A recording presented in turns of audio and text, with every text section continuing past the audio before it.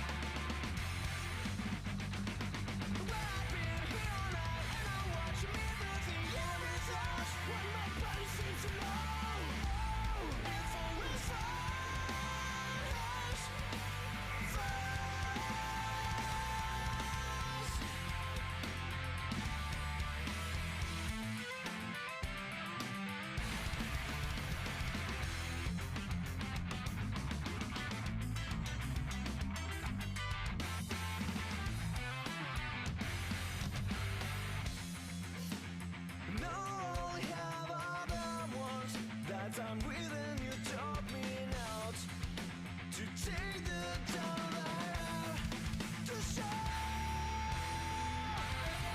I just been here to go. I've been here now, and I watch me losing every touch. Way too hard to find. There's always flash. Somebody seems to pick me up. Somebody seems to pick me up.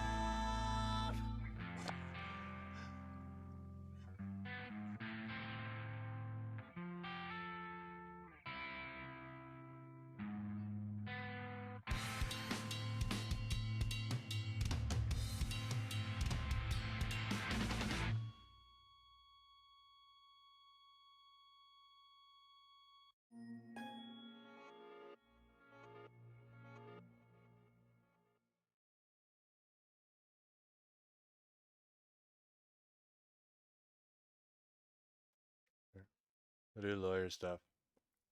Yeah, lawyer. Lawyer things. Whatever.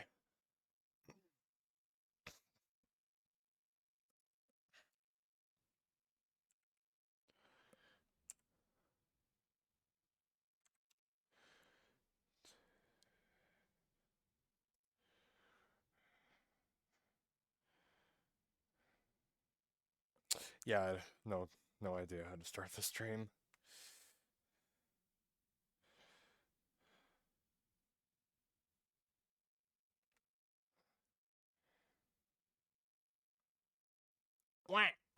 Okay.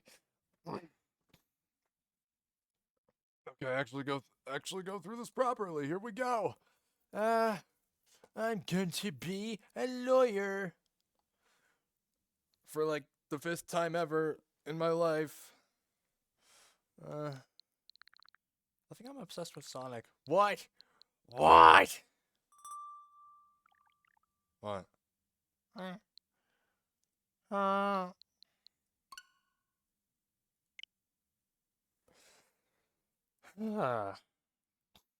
Alright, haven't played the game since last month, yeah.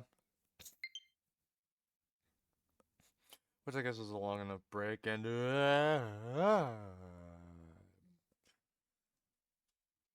it ain't 20,000 though.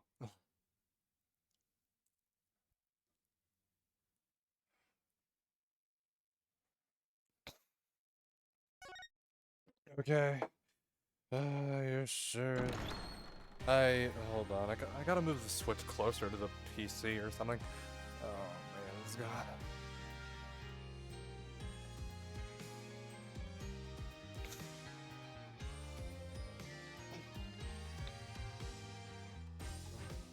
Could put it on the desk or something. Wait, what did I do with it? Why do I get things tangled and everything? Okay, whatever. Okay, whatever. Whatever. Okay, we finished that one. Alright. You know what time it is? It's time for whatever. Frickin'.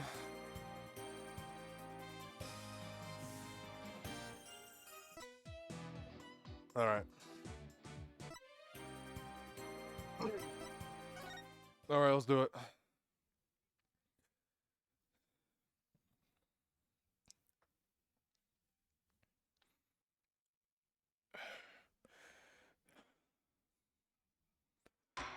Oh, you're sure as hell in for a lot of voice acting, let me tell you that.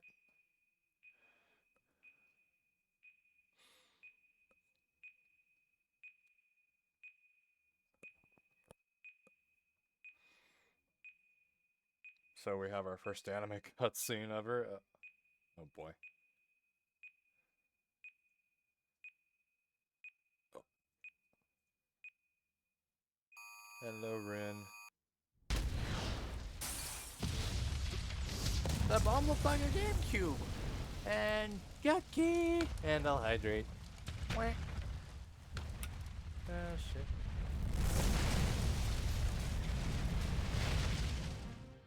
These are dark times, where the law has been reduced to rubble. And it's up to And us this game to has restore proper it to voice its former acting. glory. Not just the objections and the hold it. You actually have. Yeah, I know what you mean. It looks like your target finally decided to make a move. Don't you worry. I've got a trusty new partner on board.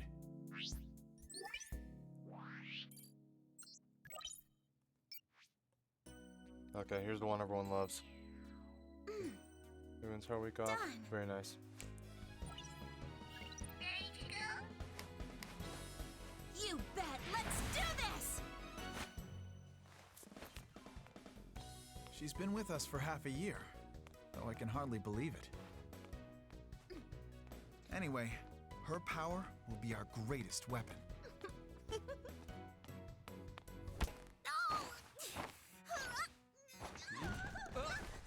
Right, you were saying. Are you alright, miss? Rip. I'm not playing Winx Club. No, wrong game. Yeah, it's for this very reason I returned. Cerny. Time to bring it to an end.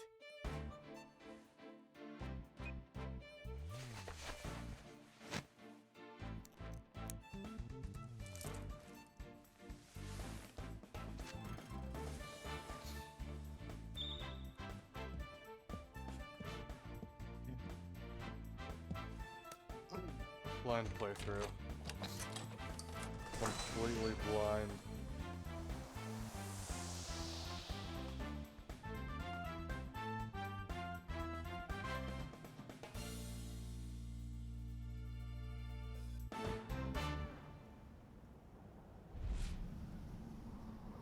Is this the reason why they couldn't adapt the next 3 games into? Oh, hey, Apollo. Is this the reason they couldn't adapt the next 3 games into an anime or something? They only did the first 3 games, but not the next 3. I'm pretty sure there's a reason why.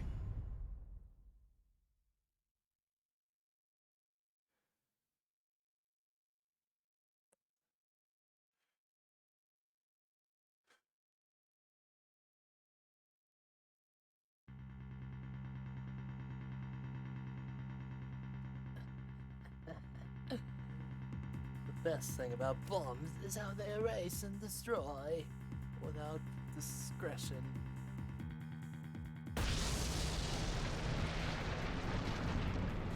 Your batshit insane 3D goggles. Come on, man. Now all I have to do is pin everything on that little girl. Alright, well, easy enough. Now we know who the killer is, or whatever this is. Yeah. September 17th, 9:20. Oh shit, we barely missed it. What if I play this on December 17th? Oh, that'll be something. Okay, but yeah, whatever. This is. Wonder how this is gonna go. Oh, Athena. Nope. Not feeling nervous at all. Amazing what a girl can get used to. Even a tense atmosphere like this is no biggie. You doing okay, Athena? Apollo. Oh, Apollo. Yeah, doing great. Like, I'm a little doing great. Oh, yeah, well, that's good to hear. Although, I could have sworn I heard your voice crack for a second there. Did I forget to do a voice crack? I'm that transparent, huh? cracking? No, my voice isn't cracking. Nerves of steel here, I tell you. This is Apollo Justice. He's a fellow lawyer at the office I work for. Apollo is the lead for the defense on this case. But I'm gonna be there at the bench with him, doing what I can to help out. I'll do whatever it takes to defend Junie. Speaking of steel, how are you holding up? That explosion really did a number on you. I'm just happy that you're okay, Athena. Although, I can't pretend I have no connection to this case. That's why I must see to it that Juniper's name is cleared. You hear? Cool. And I'm sure you feel much the same way. Hey, you got that right. I won't rest until Junie is completely cleared of all suspicion. Apollo? Athena? Wrong voice. Apollo, Athena, thank you for doing this for me. Ah, Junie.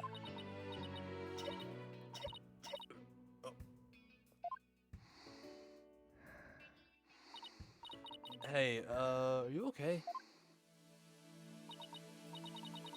Sorry about that. I always seem to go into coughing fits whenever I get nervous.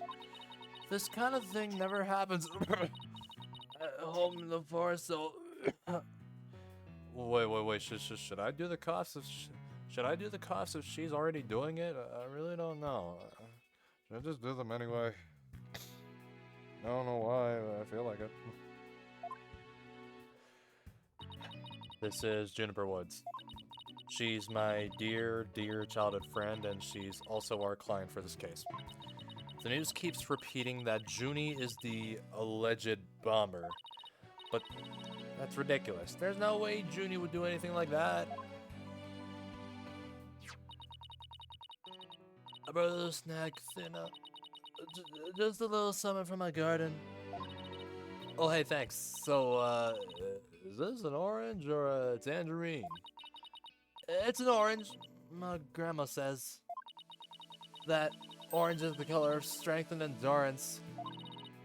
Oh, I get it. Strength of the trial, right? Junie, you're always so good to me. Ah, jeez, look at me, standing here clutching an orange to my chest with tears in my eyes. Well, don't you worry. They're so powerful in there, they won't know what hit him. Right, Apollo? Yeah. That's right. Come with me. This is one trial. We just can't lose. And he's dead. Apollo! Apollo! Why the hell did you... Oh, God, blood seeped through his bandages. Oh, God, one of his wounds must have... Oh, jeez. Oh, boy. All this time he was trying to put on a brave face, but he was really overdoing it. Mr. Justice! Huh? Who could this be? The trial is about to start, sir. Please proceed to the courtroom. What? Now? What if Paul's no stand to defend?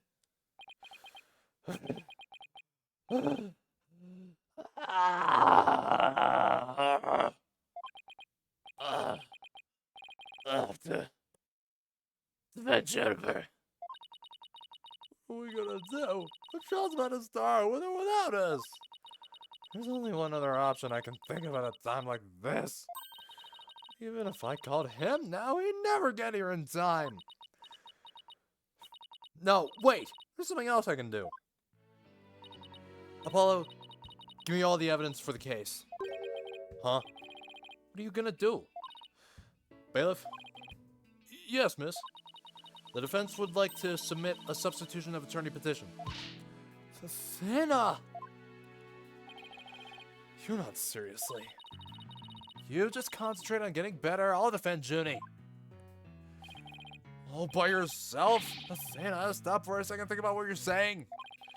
You've never once taken a case on alone before, right? No hay problema. I think I said that wrong. No, I'm not even gonna try. I can handle it, I think. But I guess it's Well, up to you, Jenny. Would you be okay with me taking over? Sure. I believe in you, Athena, and that's enough for me.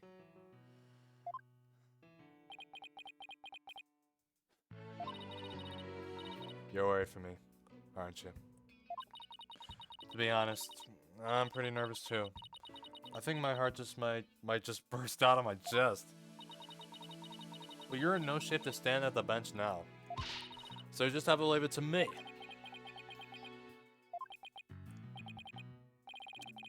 Alright. I can see your mind's made up anyway. I hate that I can't be there, but I know you'll give your utmost to defend Juniper. You bet I will. Rest assured of that.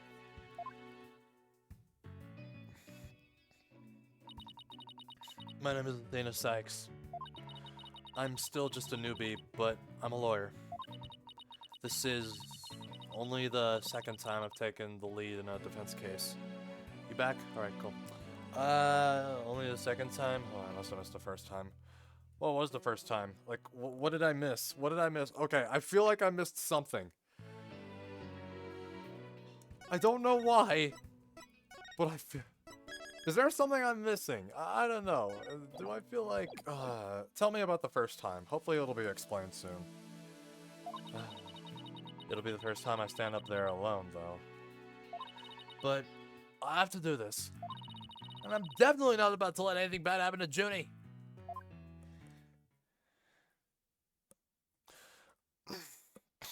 Alright, Dual Destinies. This is how it's done. 9:46 a.m. District Court. Kinda weird we're not starting at 10 a.m. on the dot. I'm usually used to that, starting at 10 a.m. I don't know why. It's just, whatever.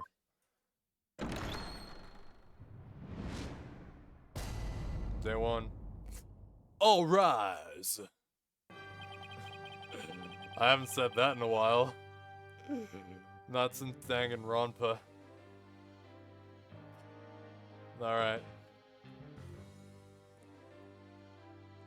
Which, by the way, we will be playing Danganronpa soon. Well, I just don't know when, but we will. Court is now in session for the trial of Juniper Woods. The defense is ready, Your Honor. When am I gonna play that again? I mean, well, it's like this year, in April of this year, it's gonna mark 2 years since I've played it, so, since I've streamed it. But if I do stream it, then I'll upload it to the VODs channel, you know. I didn't upload it to the VODs channel last time, so, yeah. Oh, shit, sorry. Did I trigger number lock on this? Okay. No, I'm not good right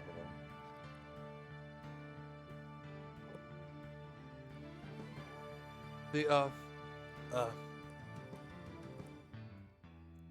The fence is ready, Your Honor.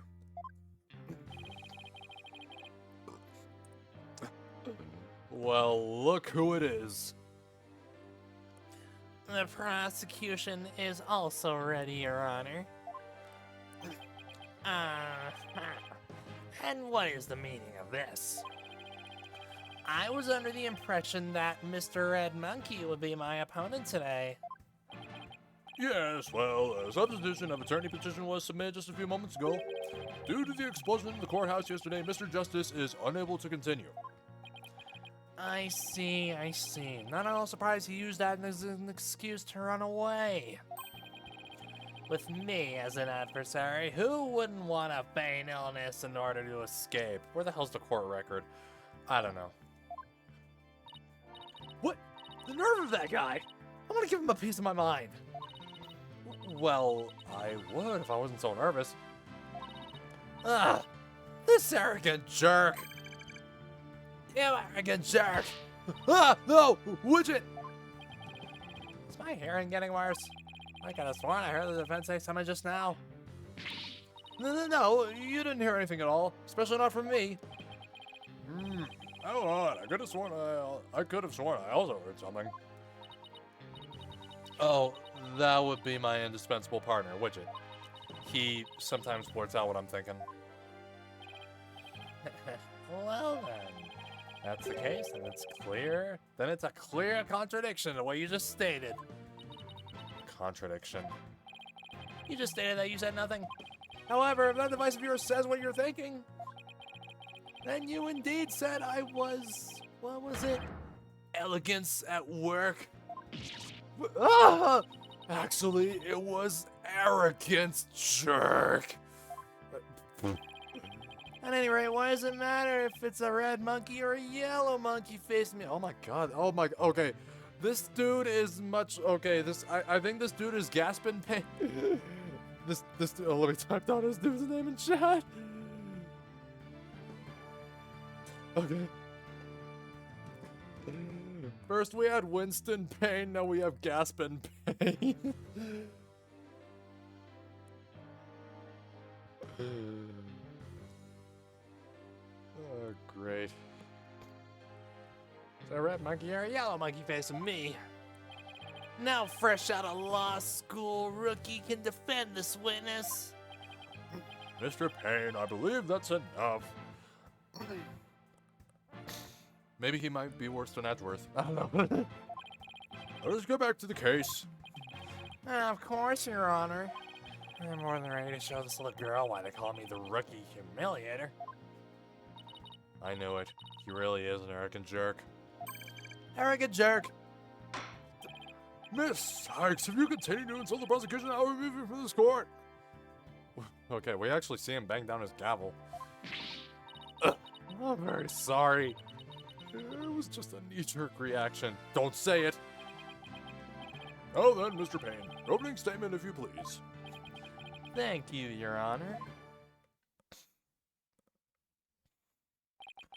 Now then, the incident occurred yesterday here at this very courthouse in quorum number 4. And that time trial for a certain bombing was being held in quorum number 4. Ah, yes, I was presiding over... You're wrong boy. Oh yes, I was presiding over that trial as well. And Mr. Justice was there as the lawyer for the defense. A bomb that was being presented as evidence suddenly went off during the trial.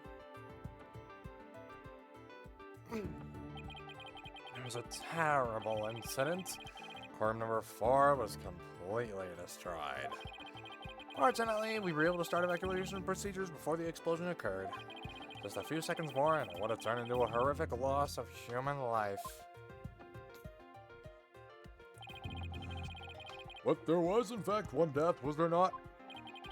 That is correct, Your Honor. When courtroom number 4 was examined after the blast... Oh, and we have a dead body. The body of Detective Ken Disarm. Oh my, can disarm. Can disarm. Was this? Yes, I know my inventory is shit. Shut up. She wants to take the stand as a witness later in the trial. I suppose she wasn't able to evacuate in time. What a terrible tragedy. I must admit, I stumbled at least 10 times myself before I was able to escape. Maybe the court should see about getting you even shorter robes. The victim's body was found near the entrance to the courtroom. I suspect she stayed until the very end to help guide the others out safely. Your Honor, allow me to submit as evidence the victim's autopsy report and details about the bomb. Alright, well now we have a court record. Alright, trauma to the back of head caused by impact with a flat object. Time of death between 8 and 11 a.m. And the stuffed animal, it's an elephant. Yeah. The time bomb that destroyed the courtroom. It was inside a stuffed animal when it was detonated. Okay, I know how this works. All evidence for the trial is filed in the court record. When I want to check something out, I just use R. Okay. Follow Justice 23, Juniper Woods 18, Gaspin Pain. Gaspin Pain. You get it?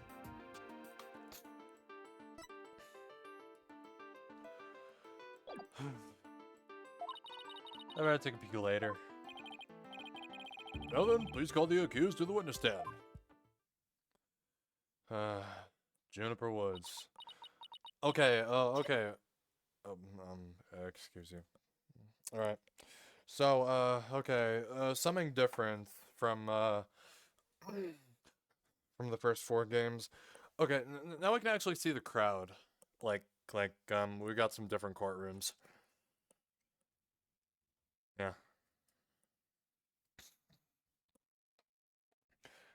You know, crazy how the series evolved in 12 years, you know? Between 2001 and 2013, you know? Defendant, kind of look like, I don't know, I'm so used to the original face on a 3D face. I don't know. Defendant, are you feeling alright? You're looking a bit pale. I'm so sorry. I was feeling a bit weak when I first arrived here at the courthouse. But I'm alright. Junie's really giving it her all. I better make sure I do the same. If we could please proceed. Your name and occupation, defendant. Juniper Woods. I'm a high school student. Miss Woods, can you confirm you were in the courthouse on the day in question? Yes. I came to know Apollo Justice through my friend Thena. And so, I was there yesterday to watch his trial and lend my support. Something's wrong. Junie's really scared. Did you know I'm also known as the defendant humiliator? Oh, screw you. It looks like I have yet another chance to show everyone how I earned that manicure. His arrogance know no bounds. I have to protect Junie no matter what. Hey, you arrogant, Prosecutor Payne. Huh? What is it? You want me to demonstrate why I'm known as the Rookie Humiliator instead? Deep breath, Athena. Don't let him get to you. Prosecutor Payne, Junie is telling the truth. Mr. Justice also backed up her claim when we saw him in the defendant lobby. And Junie, he said that he was glad to get the lotus root you gave him too. He was. My grandma says the lotus root is good for your eyes. She says they can even help you see into the future. They can. Then That's the perfect present for a lawyer. And if that's true, I guess he must not have eaten them. A sweet, meek girl like this blowing a courtroom to bits? I must say it's very hard to believe. Objection! And these objections, yeah. Okay. Now, Your Honor. Don't let her seemingly innocent appearance fool you. The defendant had a motive for committing this crime. That's not true. I don't have any kind of motive. Okay, maybe this guy also sucks at getting his point across, you know, like Winston. That's what I'm thinking. I didn't even know the lady who was killed. I admit the investigation didn't turn up any connection between the victim and the defendant. However, that doesn't matter. The only thing that does is that her objective was the destruction of courtroom number 4 itself. That's new. Hey, what's that supposed to mean? Why in the world would Miss Woods want to do that? That's a very good question coming from a novice such as yourself. First, a question for the defendant. Have you ever been brought up on false charges? What? Why, yes. Yes, I have. And did that experience cause you to harbor a grudge against the court system? Objection! Now, wait just 1 minute. If that kind of thing was a motive for blowing things up, then every one of our clients would turn into bombers. That's a valid point. We wouldn't have a single courthouse left standing in the land.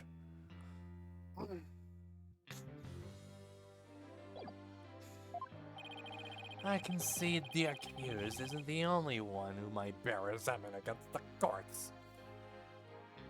How's my controller charging? Yeah, I don't know. I want to know this. Okay, seems like full charge. I'll leave it on the cable a bit more. Against the courts. Miss Woods is the only person who could have committed this crime. Why? Because we have found some decisive evidence that proves the defendant's guilt. Decisive, huh? I'll believe it when I see it. It involves a very unique aspect of the bomb itself, Your Honor. And what exactly was so unique about it? Why don't we have Miss Sykes answer that question? Huh? Me? Uh-huh. I noticed that you appear to be very nervous. And, well, gentleman that I am, I'd like to offer you the chance to gain some confidence with such an easy question. Could he be any more condescending? Really? Really? Like, really? What a thoroughly unpleasant man. Is Wizard gonna say anything? L is for loser. Oh, what did you just say? Nothing. Not a single thing. Now, let's see. What was I supposed to do at a time like this? And save, like we always do. Wait, does this have autosave? Where's the autosave? Yeah.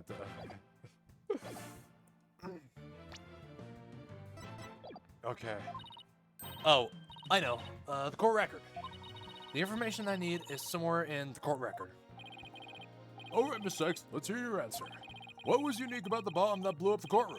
Was it because it was inside a stuffed animal? Mr. Payne, what kind of simpleton do you take me for? It was stuffed inside a stuffed animal. Its evil intentions covered up by a cute exterior. Very good. Have a cookie. The bomb that went off in the courtroom was indeed hidden inside a stuffed animal. There, how do you like that? Not bad, huh? I am fine. Just like I said from the start, I can do this. Yes, as I recall, the bomb was inside a stuffed animal the whole time. Never even got to take a look at it. But what connection does this impish elephant have with the defendant? The answer to that question lies in another piece of evidence, which I have here. And what, pray tell, is this? It appears to be a little singed. It's a tale, Your Honor. The tale of a poor victim of the explosion. This is incredible. Are you saying that it's Detective Arms Kyle? No! No! Your Honor is so very close, but no, it belongs to stuffed animal boy. Detective Arm has a tail? Yeah, I know I'm not playing it. Actually, in the last game, I wasn't playing as Phoenix. So,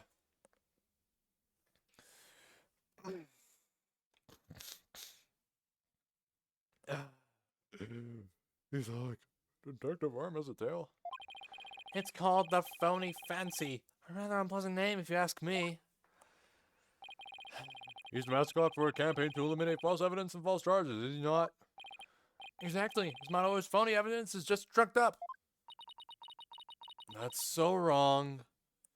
On so many levels. The Phony Fanny's tail is made of vinyl cloth. Us. And we found something very interesting on its surface. The defendant's fingerprints.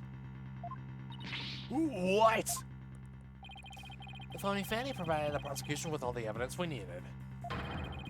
It clearly proves that the accused handled the bomb.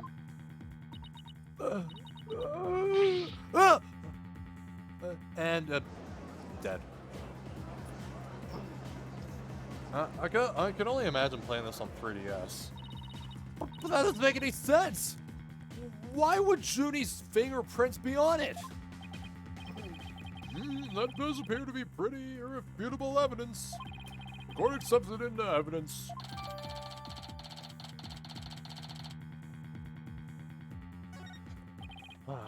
Miss Woods, do you have an explanation for this? I don't understand. How about you, Miss Sykes? You have any plausible explanation to refute this decisive piece of evidence? Well, I can't do it. I can't think of a single thing. But I better come up with something for Junie's sake. And this is where I do my usual. Just in case I don't screw up, you know. If you have Bruce's answer, we can always go straight to the ruling if you prefer. No! I have to say something fast! Oh, I see Widget is kind of mad. Oh, no. I can't get my voice to work. Why now of all times? Wait, what the hell? Something happened to her? I thought I overcame this already. Maybe I'm still not ready to stand in court. No, anime. So this is literally a Persona game. We get an anime in between. Wait. The hell? Wait, hold up.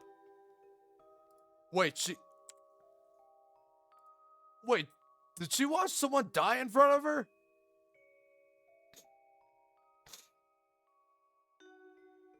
Wait, she was tried?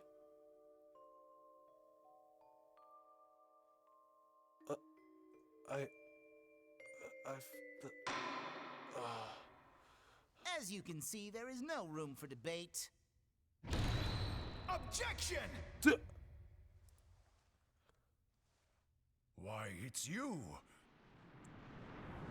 Motherfucker!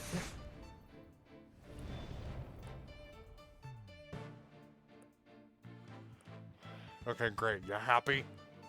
And he kind of looked.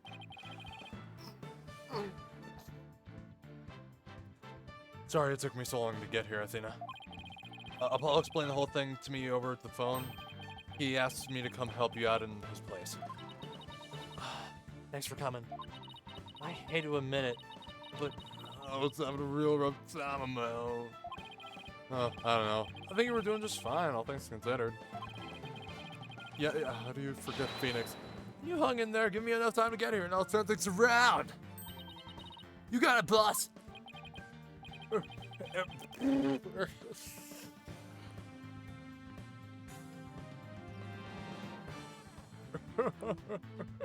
Look who showed up out of the blue.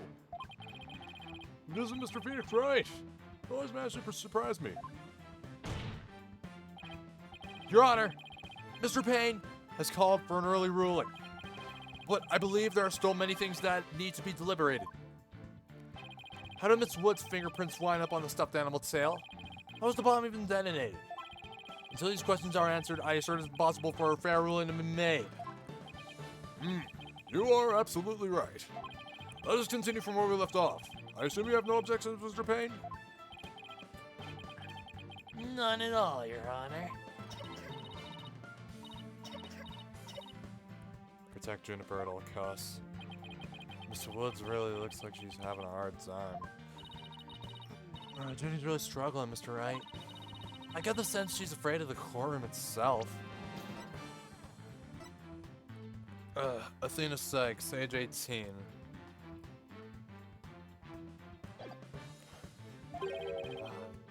Because of yesterday? Yeah, it was understandably very traumatic for her. Poor thing. And here she is back at the courthouse again, being so brave. I'd like to make a request, Your Honor. If at all possible, I'd like to have Miss Woods rest in the lobby. Given the defendant's condition. Very well, I grant special permission. You go get some rest, Junie, and leave the rest to us. Okay. Thank you. Sorry about this.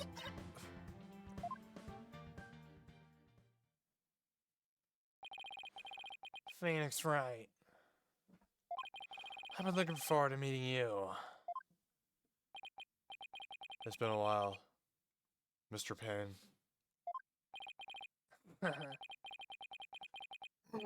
Why is she in court if she's sick? I don't know. You're more clueless than I heard. I do believe you mean, how do you do? For I am gasping pain. I still can't believe the name of that.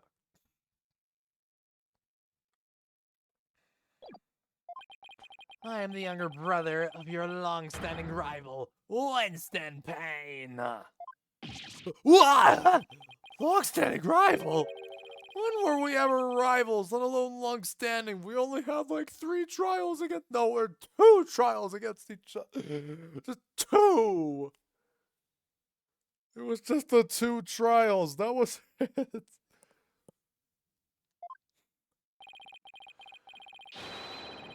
You see, Mr. Wright, how cleanse went to the disgrace he met with at your hands. Looks like this royal pain is gonna be as thoroughly as unpleasant as the other.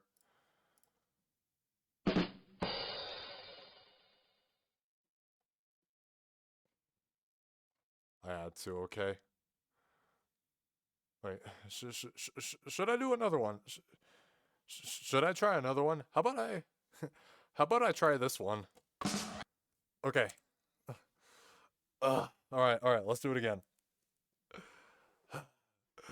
Looks like this royal pain is gonna be as thoroughly unpleasant as the other. I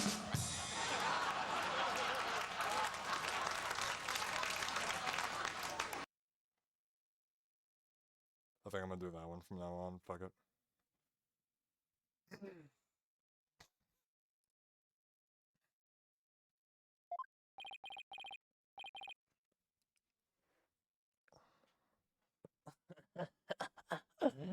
Your Honor! The prosecution would now like to call a decisive witness to the stand. This witness will testify as to how the accused detonated the bomb in the courtroom. Very well, please call your witness, Mr. Payne. This might be him. Witness, your name and occupation, please. Witness?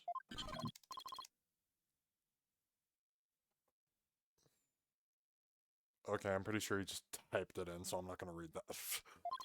Wait, tetonate? Wait, tetonate. Tetonate. God! I get it! I get it. Detonate.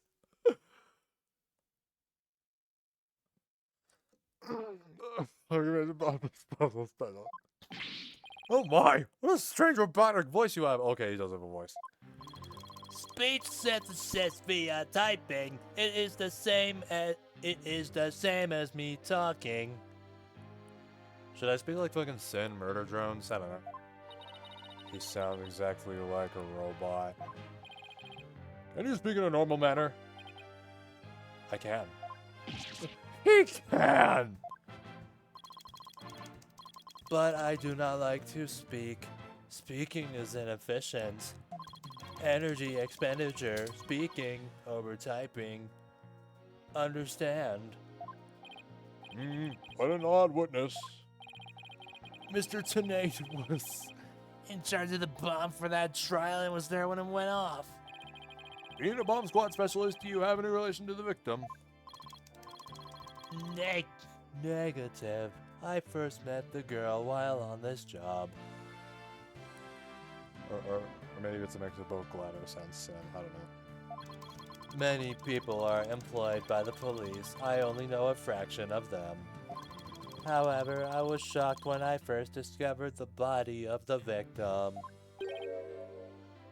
Shocked? I was the first one on the scene after the explosion. I went there to ensure safety, but I ended up discovering a dead body. So he was the first to discover the body, was he? He is here to testify about the circumstances surrounding the moment of the explosion. Very well, the court will hear Mr. Tenate's testimony. But at the very least, show this court some respect and remove that face guard witness. Then I'm pretty sure we'll know who the killer is. Yep. Well, that's new. When the bomb went off. Him and his 3D goggles. Here we go. The bomb was originally disarmed by me, then transported here as evidence.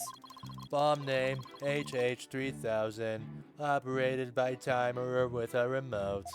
I was watching from the gallery when I suddenly became alarmed.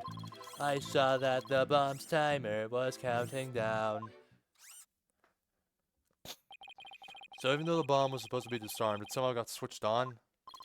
Precisely. Activating the timer is very simple. 1. Connect wires. 2. Switch on timer.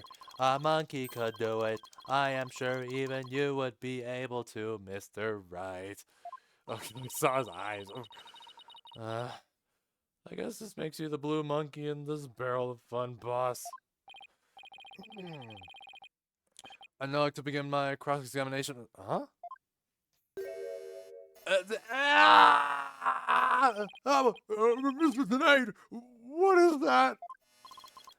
Double H3000, aka a bomb.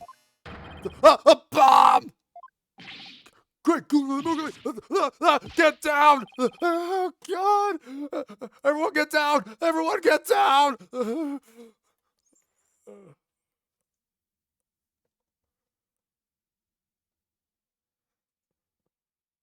What the hell am I doing?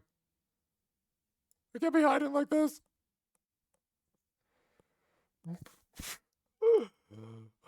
Where did I put it? Okay. Mr. Ten.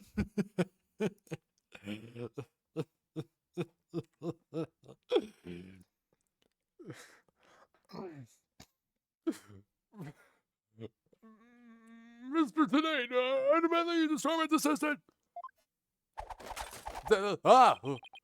Disassembly complete. 5.3 seconds, 0.2 seconds short of my personal best. It seems shorter than that. Are you trying to give me a heart attack? I'm not exactly a spring chicken, you know. This is an exact replica of the Double H3000. It is used to practice disarming bombs. Disarm, success, explosion, failure. An exact replica of the bomb that exploded, is it? Well, that's what it looked like. I submitted a photograph of the real bomb taken just before the trial. Another drink.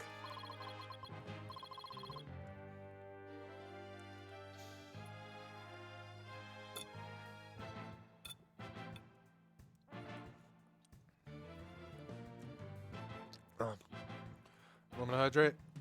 Just not Gatorade, but okay.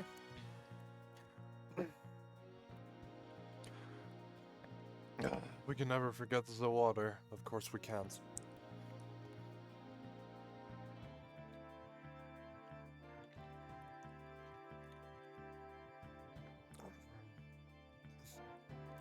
Every day. Dimensions: 10 inches by 10 by 10. Weight: 12 pounds. A perfect replication.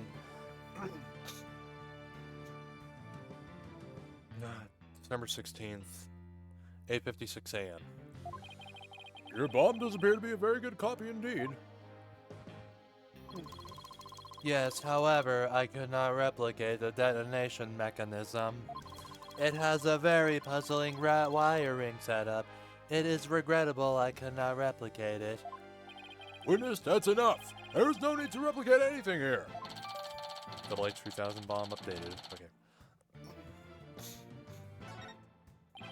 And now the defense will begin their cross-examination. Where's Miss Sykes gone to? Athena, you can come out now. Okay, Mr. Wright, let's get to work. I guess you were pretty scared, huh? What? I don't know what you're talking about. She was about to bolt. Hey, put a sock in that widget. Transparent as ever. Now, let's see. Where were we?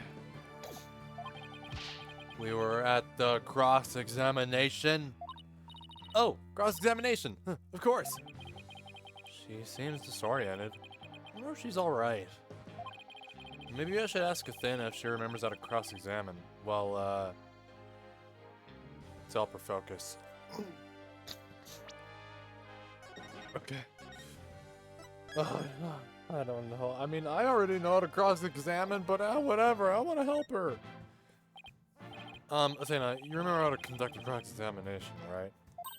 What? Of course I do. What kind of lawyer would I be if I didn't? No, don't get upset. What do you say to humoring me with a little reveal? You got it. Basically, we examine a witness's testimony and compare it against the court record, searching carefully for the inconsistencies. The screen text represents a witness's testimony. We can use... Yeah, I already know. We should keep an ear out for anything strange. Court record contains... What if nothing conflicts? That's when we press.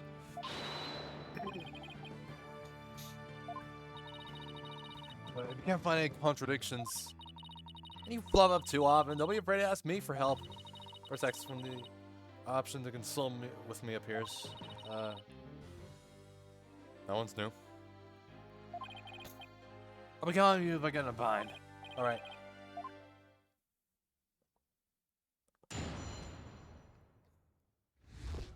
Alright, let's take it back. When the bomb went off. Alright, the bomb was originally disarmed. Then transported here as evidence.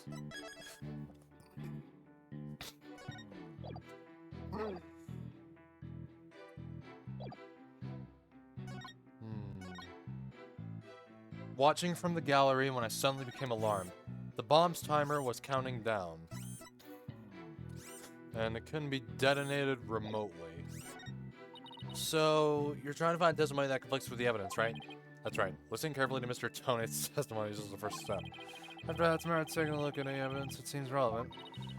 Everything over the court record when you go to present something. Find evidence that conflicts with the testimony. Present it! Let's see, his testimony is about when the bomb went off. So I think the state it was in at the time would be pretty important. A bomb that didn't look like... Oh, okay, now I know. You saw the bomb's timer? But, the bomb was inside the thing, so Objection! music stopped. So you say you saw the bomb's countdown, is that right? Of course, I clearly saw it counting down to 0.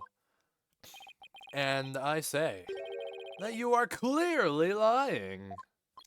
What are you talking about? There's no way you could have seen the bomb's timer. After all, the bomb was concealed inside a stuffed animal.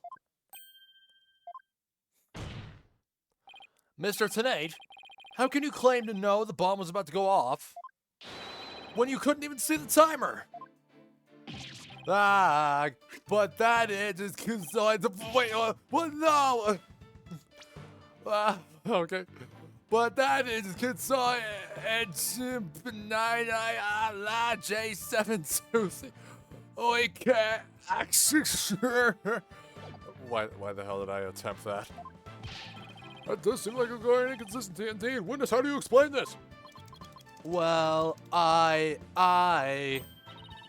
that was great, Mr. Wright. You found a contradiction right off the bat. Always remember, Athena. When you find inconsistency in a witness testimony, there's always a reason behind it. It could be a lie, a hidden meaning, a secret. Whatever it is, it's up to us to dig it out. And point out every contradiction we find is the best way to do it, right, boss?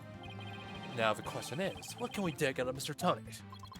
Well, let me see. No, there must be some mistake. Oh, yes, of course, I remember now. The sound, I knew because of the sound. Sound? What sound? When the timer of this type bomb is switched on, it beeps softly. Beep, beep, beep. It is the sound of the bomb counting down. A beeping noise, you say? I suppose it would be possible to notice that even with the bomb inside the stuffed animal. I simply made a mistake. My bad. Objection! How in the world did you hear such a tiny little sound all the way from the gallery? Listening for the sound of a bomb's timer is an integral part of my work. I constantly undergo training so that I will never miss it. I hardly think training would help you hear something so soft from so far away. What now? Are you making light of the fine science of disarming bombs? It is a solemn mission that I put my life on the line to perform. What kind of specialist would I be if I could not hear a bomb's timer? It's not like this is simply a toaster, you know? Now he's just showing off. You kept saying that the sound was too tiny to hear, but the only tiny thing here is your skill as a lawyer. Being mistrustful is not an attractive quality, you know? You're just overflowing with attractive qualities, are you? Or perhaps you have some proof that Mr. Tony did not hear the sound? Well, no, but it still seems totally suspect. But it's gonna be really hard to prove that he didn't hear something. If I have this correct, the prosecution's argument is that someone reactivated the bomb before it was run to the courtroom. What I don't understand, Mr. Payne, is why you would believe that person to be Miss Woods. That's simple, Your Honor. Mr. Tony happened to be there when it happened. He was there when the defendant rearmed the bomb. What's this now? It happened before the trial started. It was when Detective Arm and I were transporting the bomb.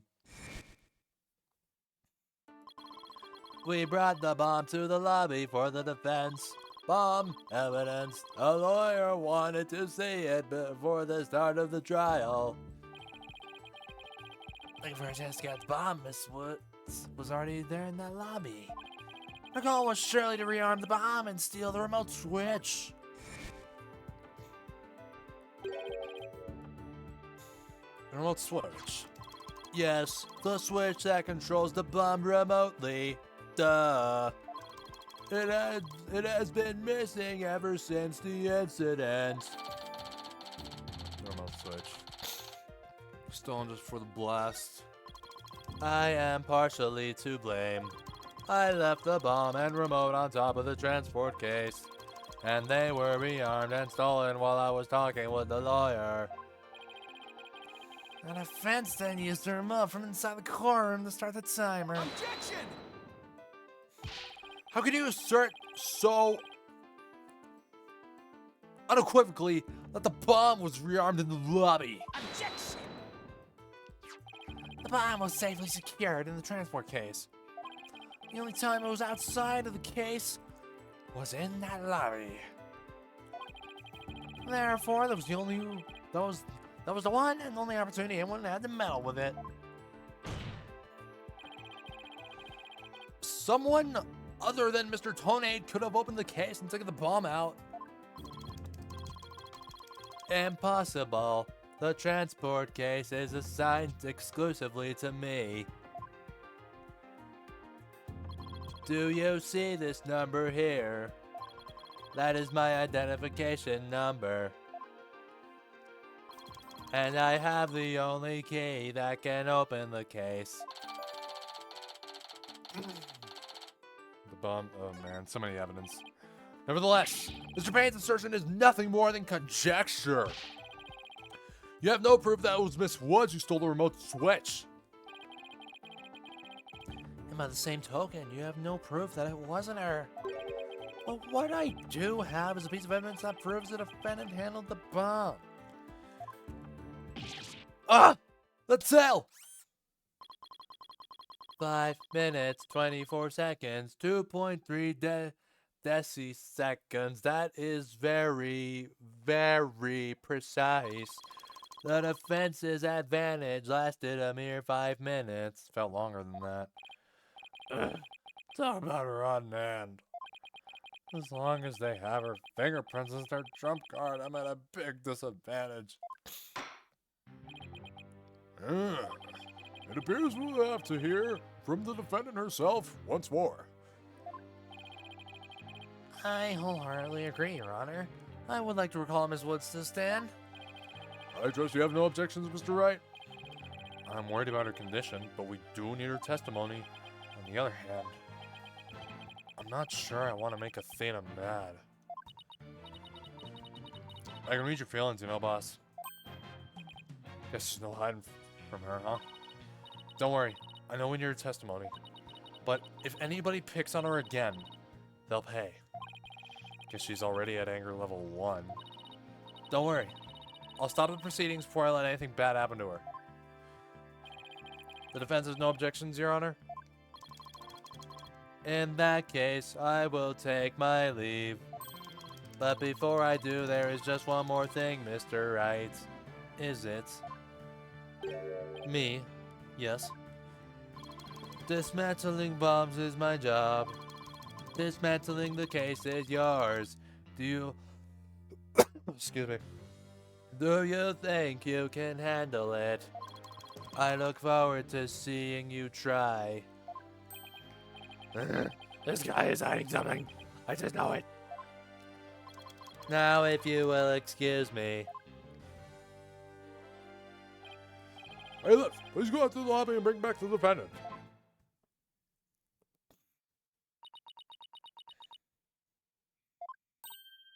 Junie. Hi, Thina. She looks even worse off than before. Don't worry, Junie, we're here for you. Thanks, Thina. I'll do my best too. You blew up the courtroom because you bear resentment against the courts, correct? No, of course not. What's that you say? I can barely hear you. I haven't done anything wrong. This prosecutor's scary. Objection! What an impudent little girl. Stop acting innocent and tell the truth. This is getting ugly. I hate him. You rearmed the bomb because you wanted to blow up the corner house. Admit it. That's why you went to the lobby where Mr. Justice was. Isn't that right? Mr. Right. Can I go give that prosecutor a smack? What? Of course not. I mean, if you want to, then go ahead. But right now, of course not. Do we have to review Courtroom Manners 101 again? We can't let a creep like... We can't let a creep that bullies innocent girls like this off so easily. I haven't forgot about how he treated you. Don't worry about me. Just help Joni. Her heart's crying out. She's so scared. So very scared. Looks like Athena's picking something up with her heightened sense of hearing. And it sounds like this time it's the voice of Miss Wood's heart. So tonight, you stole the remote switch and you was in the courtroom, didn't you? Objection! Your Honor, please put a stop to this. Mr. Payne is badgering the defendant. Yes, Miss Woods does seem quite frightened. Mr. Payne, I ask that you behave more like a gentleman. More like a civil human being, please. But don't you know, Your Honor, there is no more a gentleman in this world than I.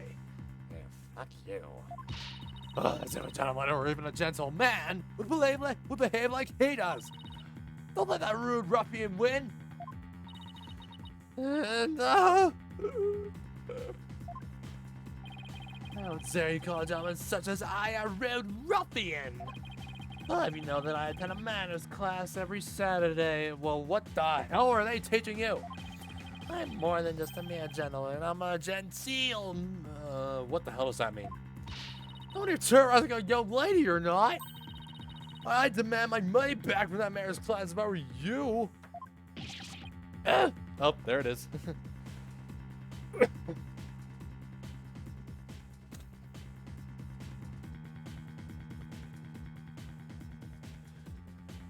That remark from Athena Sykes caused gasp in pain to gasp in pain.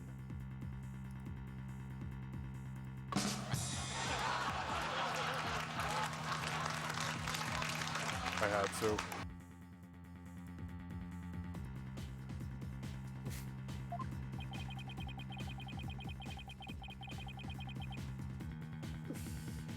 I should probably be the adult here and stop the two of them, but... Mr. Payne, that will be enough. Certainly, Your Honor. No further questions. Let's move on to the testimony. Miss Woods, please share with the court what you were doing when the bomb went off.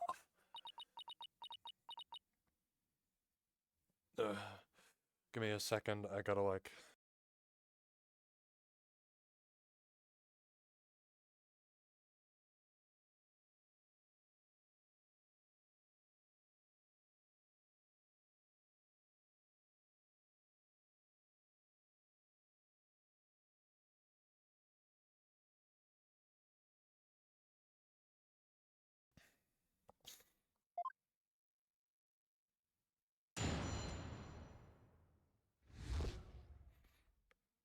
When the bomb went off. Again. Well, that day... I was watching from the gallery. The bomb went off. Oh. I was actually coughing there. I don't know. And rubble started falling. Fell on top of me. And he's clearly in pain. Being forced to recall the bombing like this. She can't even get her words out. Isn't gonna work, so what now? Hey, wait a minute. Even if she can't vocalize what she wants to say, we can just listen to what's inside her heart. Yeah, it's not the perfect time to use Athena's power. You can hear it, can't you, Athena? The cries of Miss Wood's heart. Yes, and they sound incredibly strained. She's so scared. I think she could collapse at any second. Athena, no, watch her. Athena has a unique ability, you see. With her finely tuned sense of hearing, she can hear the words of witness's heart. In essence, she can sense how a person is really feeling from the tone of their voice. This is all up to Athena and her special ability now. Athena, I want you to use the analytical psychology you study. And listen to the testimony of Miss Wood's heart. Okay, boss. I'll give it a go. After all, this is the whole reason I put all that effort into studying analytical psychology. Oh, yes! Give me a second.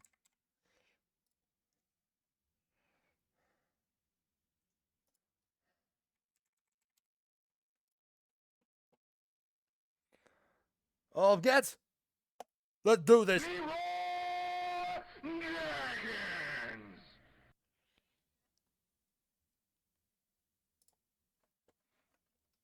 Every damn time.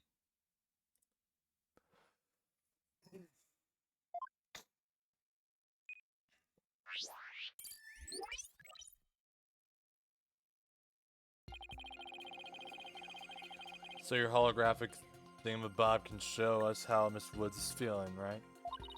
In a nutshell, yes. The emotions and images that I picked up on just now while listening to her testimony, I can enter all of that into Widget and use the mood matrix to analyze them.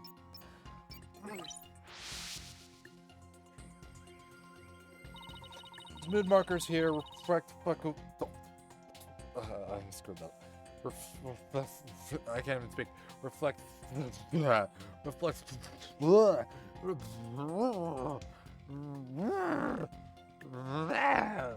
Reflect fluctuations in Junie's emotions. When she feels happy or is enjoying the memory, the happy marker will light up. When she feels angry or frustrated, the angry marker will react. When she feels sadness or is frightened by a memory, the sad marker will blink. And when she feels surprised or confused, the surprise marker will let us know. So with your special ability and Widget's Mood Matrix program, we can track how Miss Woods is feeling as she testifies. Talk about a low-budget flight, no food or movies. I'm out of here. I like running better. I'm sorry. Let's talk about the wonders of technology. Yep. Now let's give it a shot. I'm picking up on some kind of discord or noise in Junie's heart.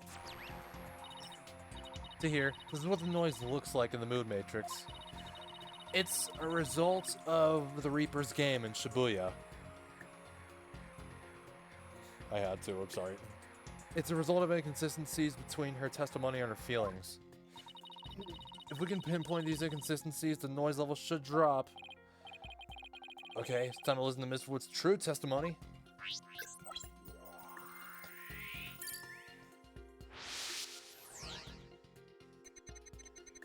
Well, that's a... Watching from the gallery. The bomb went off. And rubble started falling. Fell on top of... Wait, both happy and surprised? I think I have a good grasp on Junie's emotional state now. The power of Athena is incredible. And I'm seeing an unexpected emotion that's inconsistent with the content of her testimony. What? Already?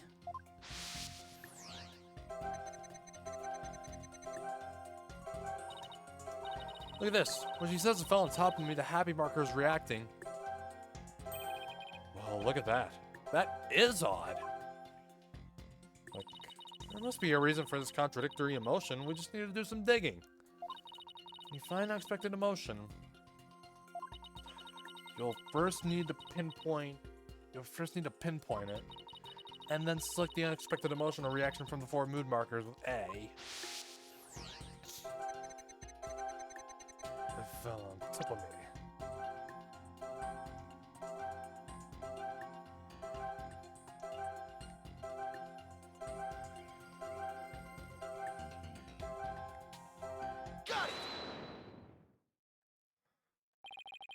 Widget is registering joy when Miss Woods recalls trouble.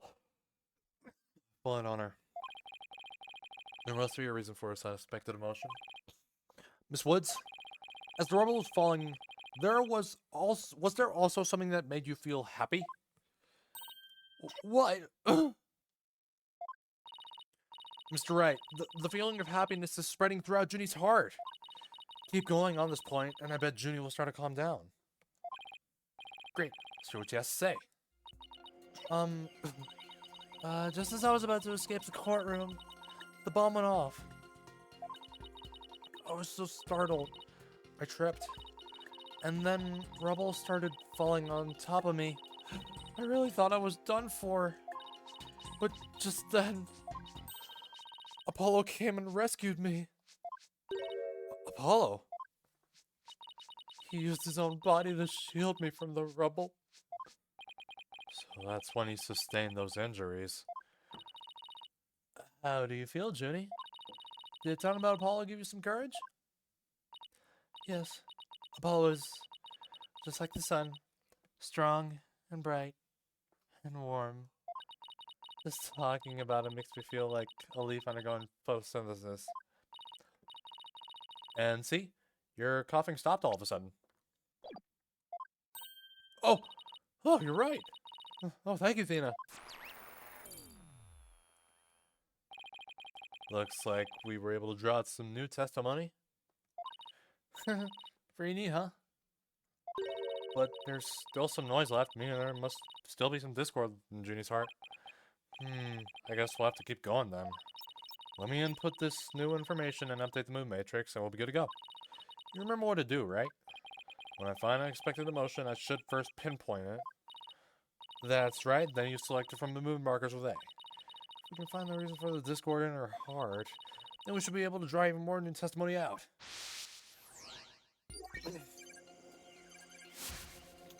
Alright, she was happy because Apollo came to save her. Tried to run, too slow. Before I could get away, the bomb went off. I was so startled I tripped. Rubble started falling on me. I thought I was done for. The info update. Okay. But then Apollo came and rescued me. You're gonna get some sleep. Alright, well, thanks for showing up. Wait.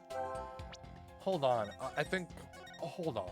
I think you were feeling happy when Apollo came along, but okay, I'd say it's a sad one. Why are you feeling sad? Okay, DM me. You were happy when Mr. Justice rescued you, weren't you? Well, yes. Oh, no, she did. I was really happy. But was there also something that you felt sad about at the same time? Sad? The reason I ask is, when you were describing how you were rescued, we sensed a little sadness, too. Oh! I think it's probably because of Bumrap Riney. Bumrap Riney? Well, what do you know? Someone new. That's right. I brought my stuffed animal Bumrap Riney to watch the trial with me. Bumrap Riney and Funny Fanny are brothers. Who knew that the legal world could inspire a whole line of merchandise? I had Bumrap Riney with me while I was watching the trial, but it wasn't until Apollo saved me that I realized I lost him as I was running away. My poor Riney, victim of that terrible bomb. Oh, I know. You can see what he looks like in this poster. Oh my god. For the campaign to eradicate fake evidence and false charges. Phony Fanny and Bumrap Riney, huh? Nothing against the campaign, but why an elephant and rhinoceros?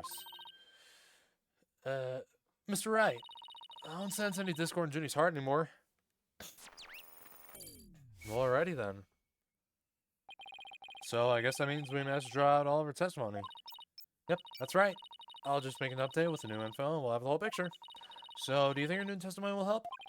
Absolutely. I don't know what I would have done without you, Athena. So, Bumrap Riney was in that courtroom when the bomb went off. Now that we know about that, it changes the meaning of that other piece of evidence. All I have to do is present it as the right statement.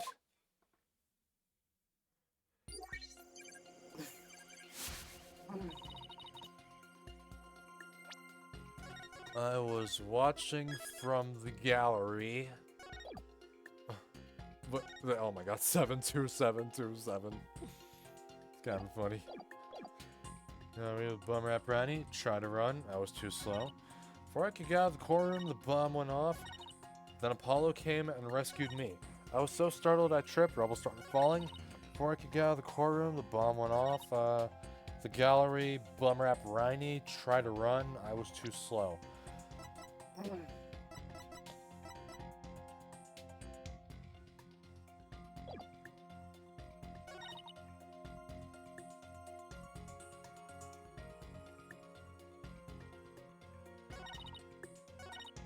Okay.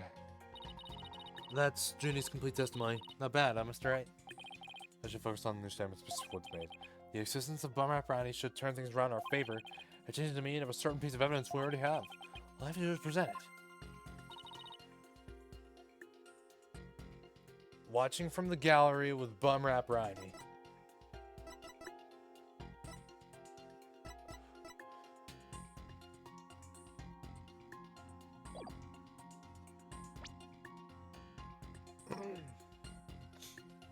I'm thinking it's the tail.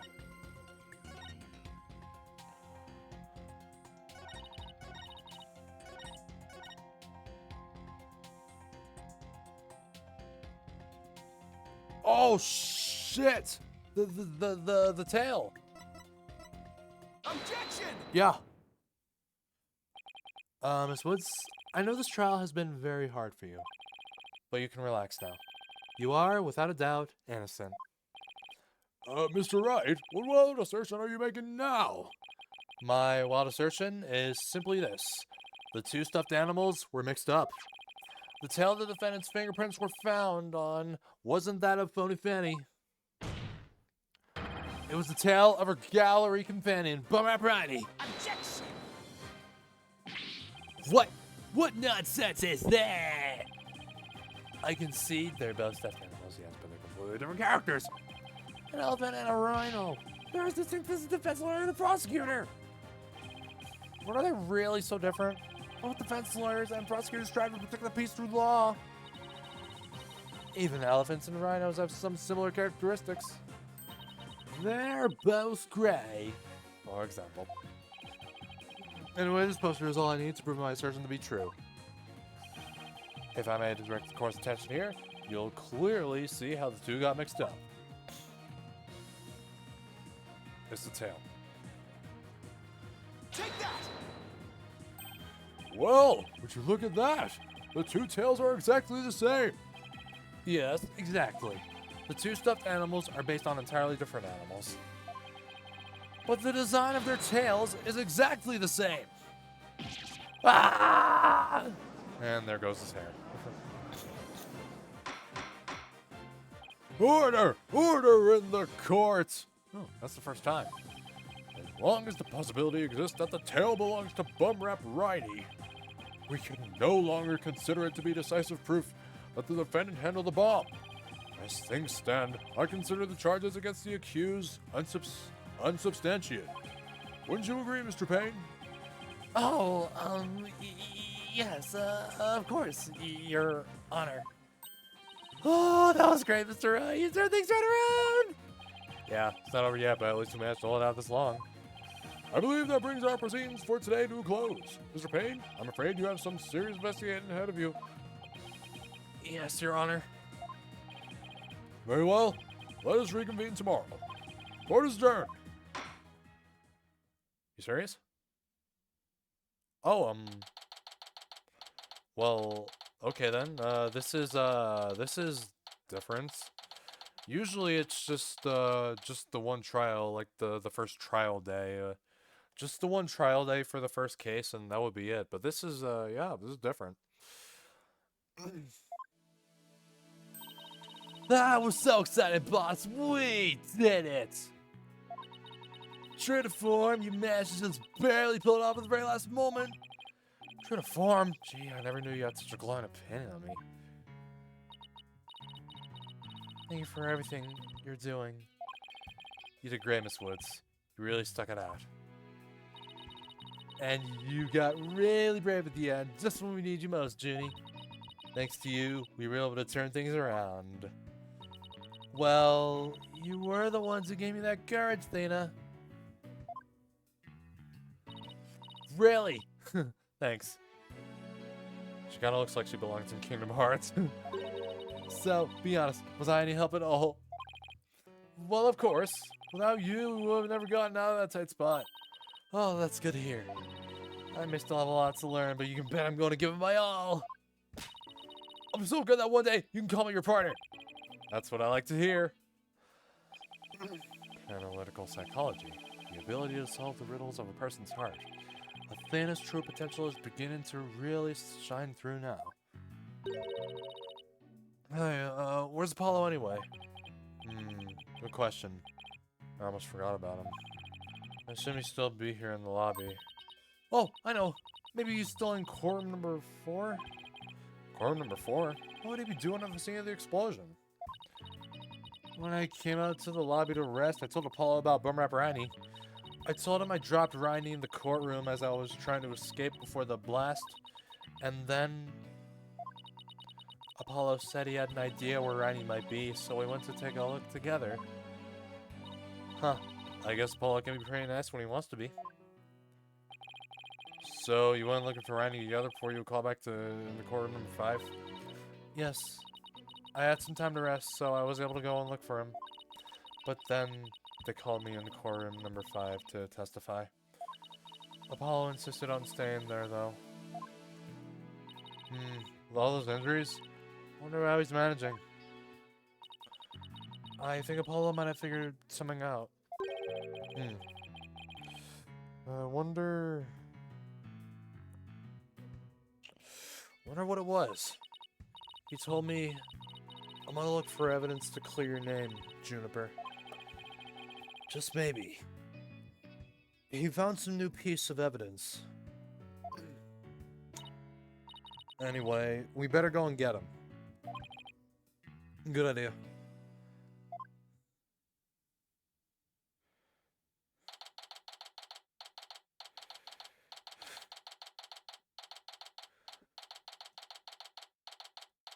Here for another 2 hours. How about that? Where are Anime. you, Apollo? Trial's over for today. Come on, I know you're... Where would he be? And, wait, don't tell me. No. Don't tell me, don't, oh, fuck!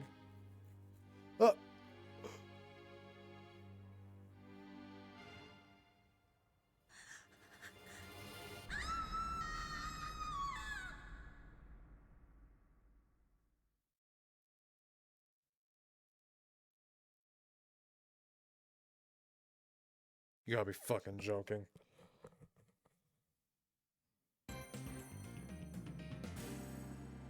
Fuck you. Fuck off. God damn it. I knew I should have just taken the wine and left. Okay, well, on with the show. December 18th. Defendant's Court.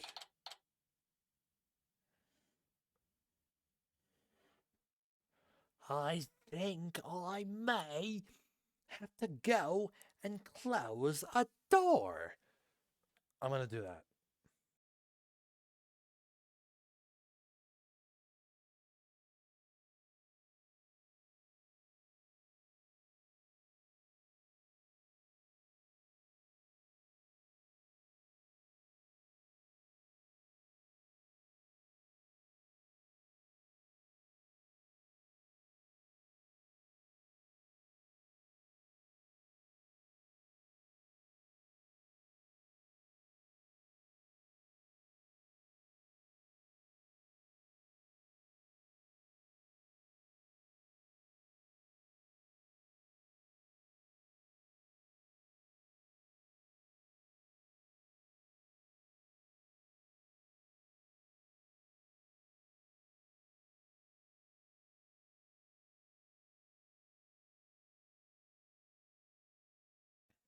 Well, okay. Ah, shit. Okay. Tell me something. This isn't exactly how I envisioned the second day of this trial to start. But, given how things ended yesterday... Good morning.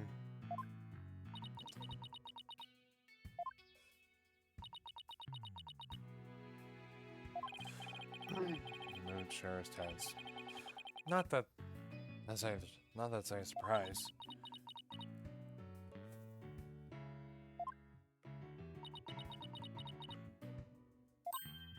Oh, hey, did you read the paper this morning, boss? Huh? The paper. That came out of left field. You didn't read it? Then you don't know the big news. Somebody spotted an abominable snowman way up in the mountains. Tell me you know the difference between a paper and a double and a... It might show up in the forest where you live, Junie. So you better watch out. Okay?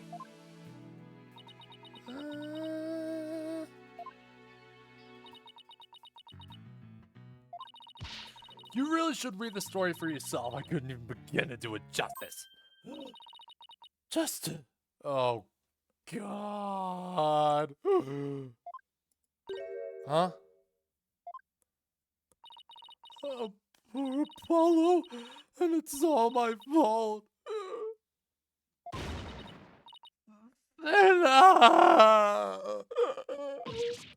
Oh, Judy, what was I thinking? I'm so sorry. What we found yesterday was not Apollo's dead body, thank goodness. Okay. He'd been assaulted by someone with a blow to his head and was lying unconscious. We rushed him to the hospital right away and it looks like he's going to pull through. But it was still quite a shock to stumble into a scene like that.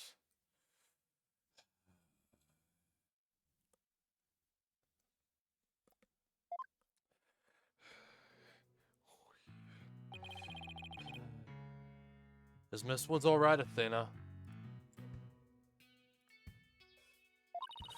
Well, I managed to get her to stop crying. Now she's resting on that sofa over there. I guess she really feels responsible for what happened to Apollo. Poor Junie. She believes that the reason Apollo was attacked is because he was helping her look for something in that courtroom. Oh, guess I can see why she thinks that. By the way, how you doing? What? Who, me? Yeah, you. I know you're concerned about Miss Woods, but are you alright? Me? I'm doing just fine, boss. I mean, yeah, it was a huge shock, but I'm alright. People who study analytical psychology are great at times like these. After all, they've learned how to control their own emotions too. Somehow, I don't think it's as easy as she makes it sound. But there's no denying she's a real trooper. Apollo doesn't remember a thing, does he? Yeah. Can't recall anything from the time right before he was assaulted. Nothing about what he was doing in courtroom number 4 or who assaulted him. The doctor said it's probably due to that hit he took to the head. Assaulted in a court of law and losing your memory at that. I know how that feels. Oh, okay. I just remember what he was talking about. What? Who in the world would do such a thing, Mr. Wright? Just wait till I get my hands on the card order, Apollo. Now, Athena. I thought you said you were in control of your emotions. Let's just focus on helping Miss Woods, okay? Aye, man, I'm just as upset as you. Okay, boss. You're right. Apollo's assailant can wait until after we clear Ginny's name. That's the spirit. Now, let's see. I better check the court record one more time before the trial starts. Earth to Mr. Wright, I'm ready whenever you are. All right. Let's get ready to rumble!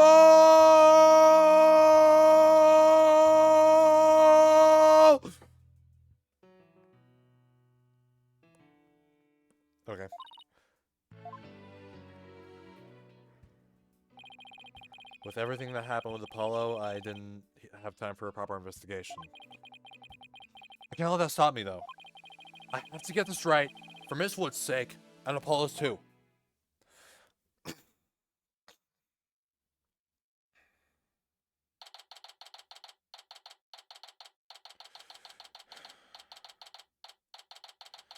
Courtroom number 5. Alright, day 2. All rise. Court will now reconvene for the trial of Juniper Woods. The prosecution is ready, Your Honor. The defense is also ready, Your Honor. Now then, I believe I instructed the prosecution to further their investigation. Were you able to look at the remote switch in question? I'm afraid the remote switch is still missing, Your Honor. I must say I'm disappointed, Mr. Payne. Not angry, just disappointed. I apologize, Your Honor. Ha! Looks like the prosecution is just as unprepared as I am. There is a separate matter, however, that I would like to bring up during this trial. A separate matter, you say? And what might that be? I assume you are aware that another incident occurred during yesterday's trial. I'm speaking, of course, of the assault on Mr. Justice in the ruins of courtroom number 4. Oh, why is he bringing that up? Yes, what a truly harrowing experience it must have been. Poor Mr. Justice. At the time of the attack, Mr. Justice was not alone. He was with the defendant, Miss Juniper Woods. Oh, great, now you're gonna try and fucking... He isn't going where I think he's going with this. Is he? The prosecution wishes to indict Miss Woods on the charge of Mr. Justice's assault.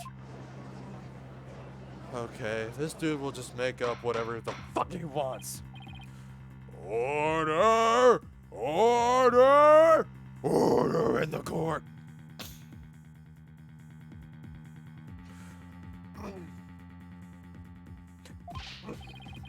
Mr. Payne, the incident under deliberation here is the courtroom bombing. The assault on Mr. Justice has nothing to do with this trial.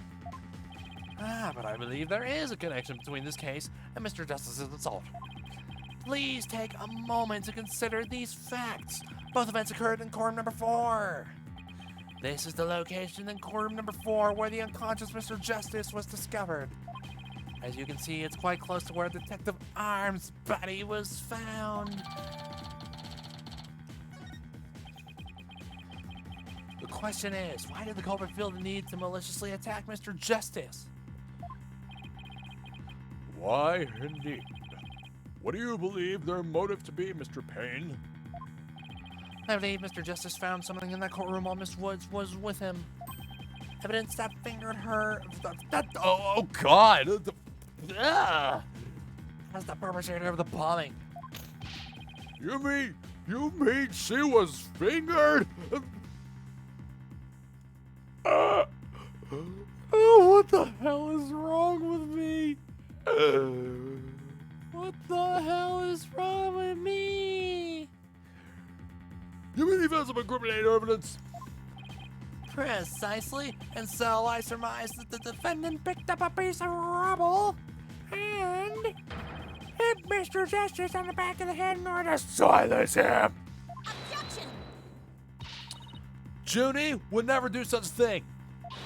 She was devastated when we found Apollo hurt like that. Miss Sykes, please control your outbursts. It is the prosecution's belief that by deliberating on Mr. Justice's assault, we will draw ever closer to the truth of the courtroom bombing itself. Very well. And we're going through with this, it seems. Miss Woods is hereby officially indicted on the charge of assaulting Mr. Justice. I hate you, Gaspin Payne, so much. What? Why are you listening to Mr. Toupee over there? Although, Considering our conversation yesterday, I think Apollo might have figured something out. Might it be about gasp and pain? Huh? Wonder what it was. He told me I'm gonna look for evidence to clear your name, Juniper. Maybe the two incidents really are related after all. I would like to start by hearing from the defendant herself.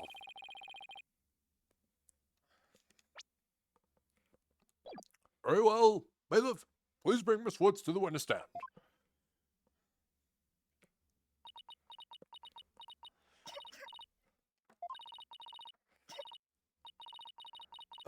I'm sorry.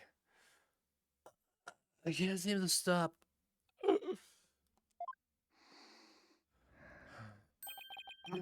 Miss Woods. Guess she's still really upset about Apollo. Miss Woods, you went to the ruins. You went to the ruins of court number 4 with Mr. Justice, did you not? Yes. I did. Good. If you would, then please testify about what happened to the court. Here we go. Alone with Apollo. During the trial yesterday, I was overcome by a fit of coughing.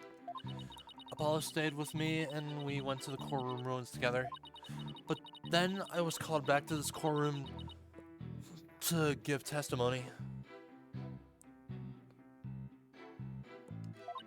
Apollo insisted on staying behind in courtroom number 4. I swear, I didn't attack Apollo! Why would I ever hurt such a kind person? So, Mr. Justice stayed by your side while you were feeling unwell? What an admirable young man! I thought his loud voice was his only outstanding feature. First off, okay, this is the world's most feckless judge. Honestly. He may look like a little imp at times, but Apollo can be really nice too.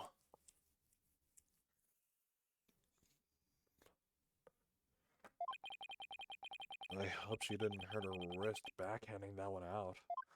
But one has to wonder, why did Mr. Justice stay behind in the ruins?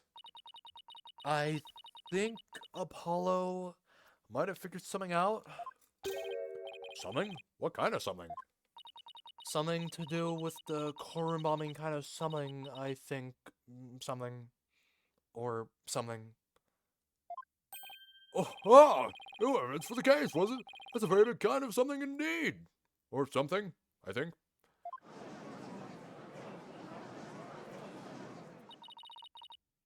I believe so.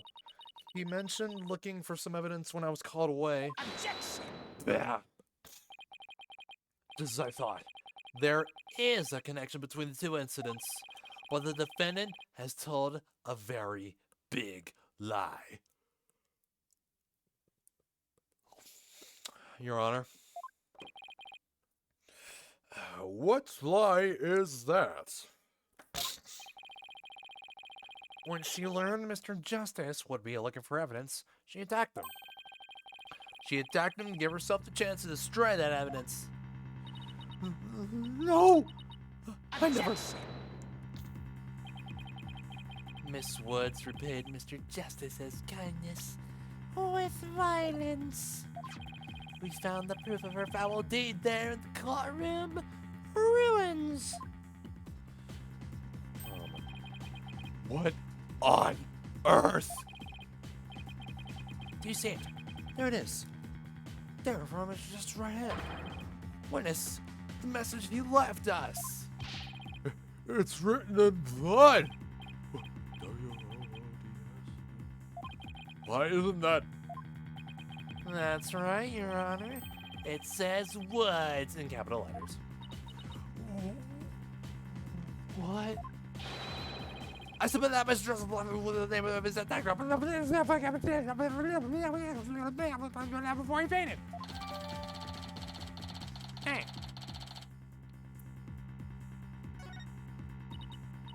No. That can't be true. I want Apollo write my name. Hold on, Apollo.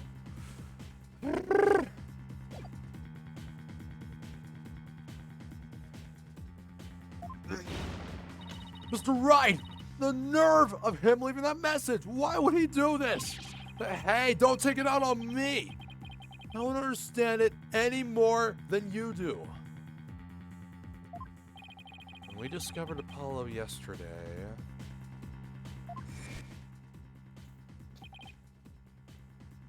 Apollo! No! That was voice acted. We didn't even have the chance to rush over to him. As soon as security heard Athena scream, they ran in and cordoned off the area. After that, they were there in courtroom number 4 with Apollo the whole time. We couldn't investigate anything ourselves and had to leave everything to the police. Still, I never thought they would find some bloody writing there. Now then, please begin your cross-examination, Mr. Wright.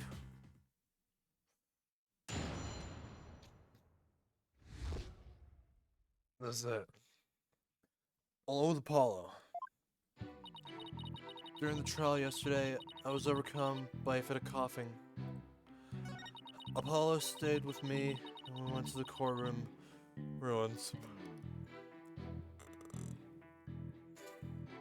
Right.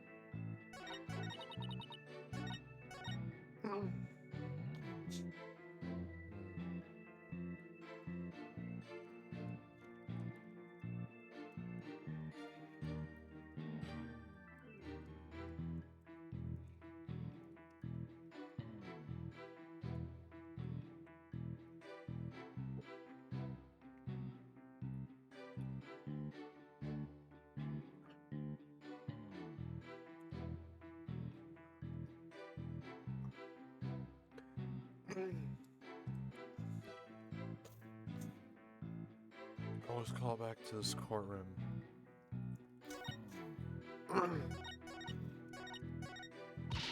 Look, it's obvious you didn't attack Apollo. I mean, that's just ridiculous. Right. I agree. They must have gone to look for Bum Rap Riney together. But why do they need to find it so badly that they go to all that trouble? I better try to find out more.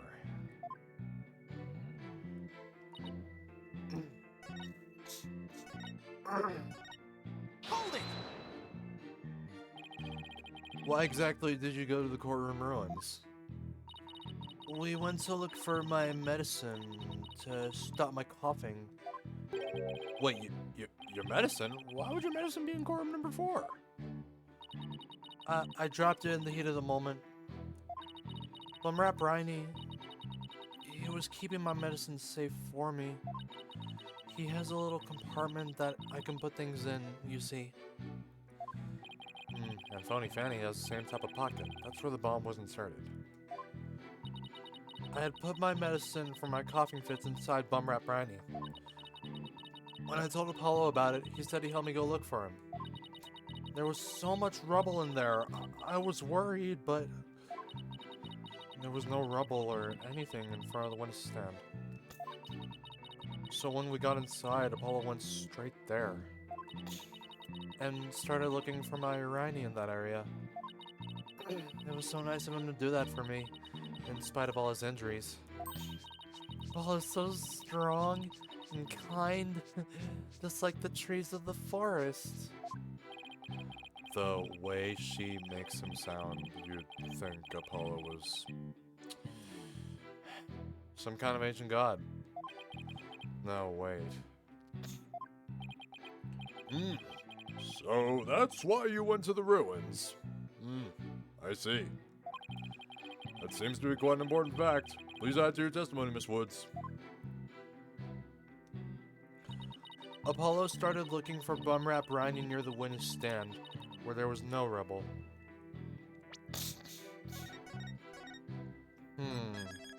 So, no rubble. Was there rubble? There's, okay, so the rubble. Apollo started looking for Bumrap Riney near the witness stand. Near the witness stand? Oh, yeah, I guess. Oh, yes, the witness stand.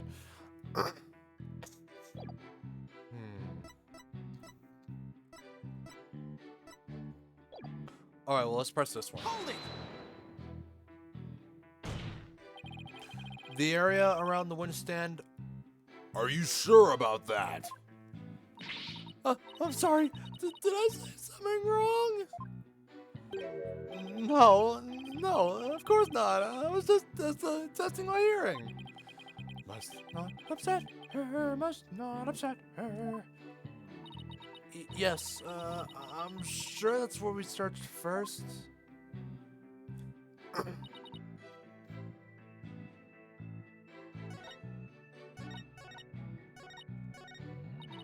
I was trying to help Juniper. What Apollo was able to do. Considering what Miss Woods said just now, I think you're right. The courtroom was in a very unusual state, after all. Which leaves the million-dollar question. What would explain this contradiction? Anyway, see what happens when I present what I suspect is our answer. Okay. What Apollo was able to do, considering what Miss Woods said just now, the courtroom was in a very unusual state.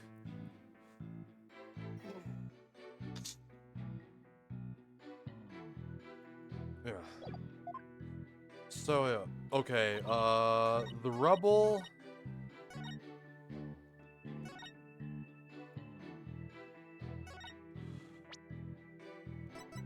Apollo insisted.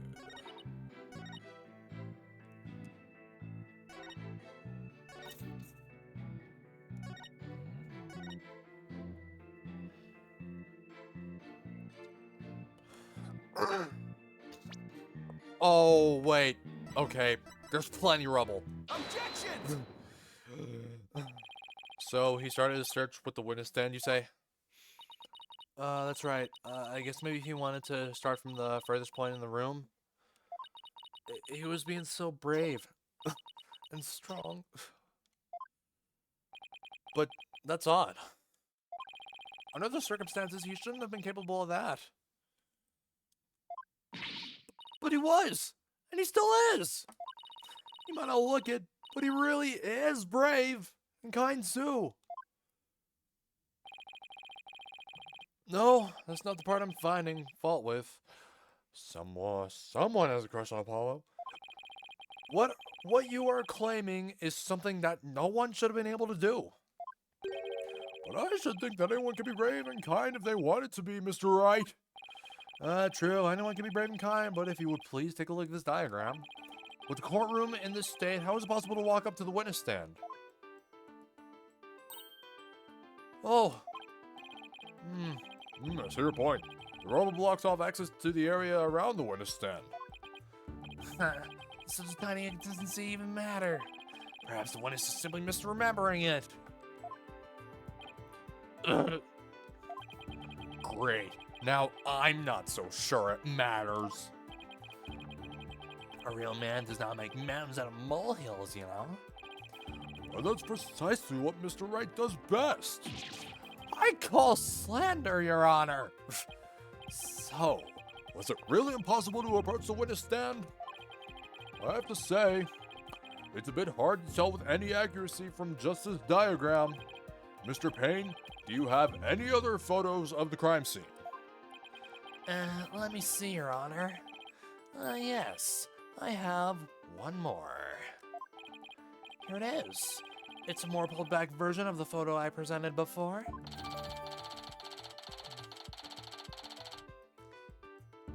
There we go. Huh? What's that hunk of metal on wheels? Mr. Payne, is the metallic object in that photo Mr. Tony's bomb transport case? That's right. Is there some problem?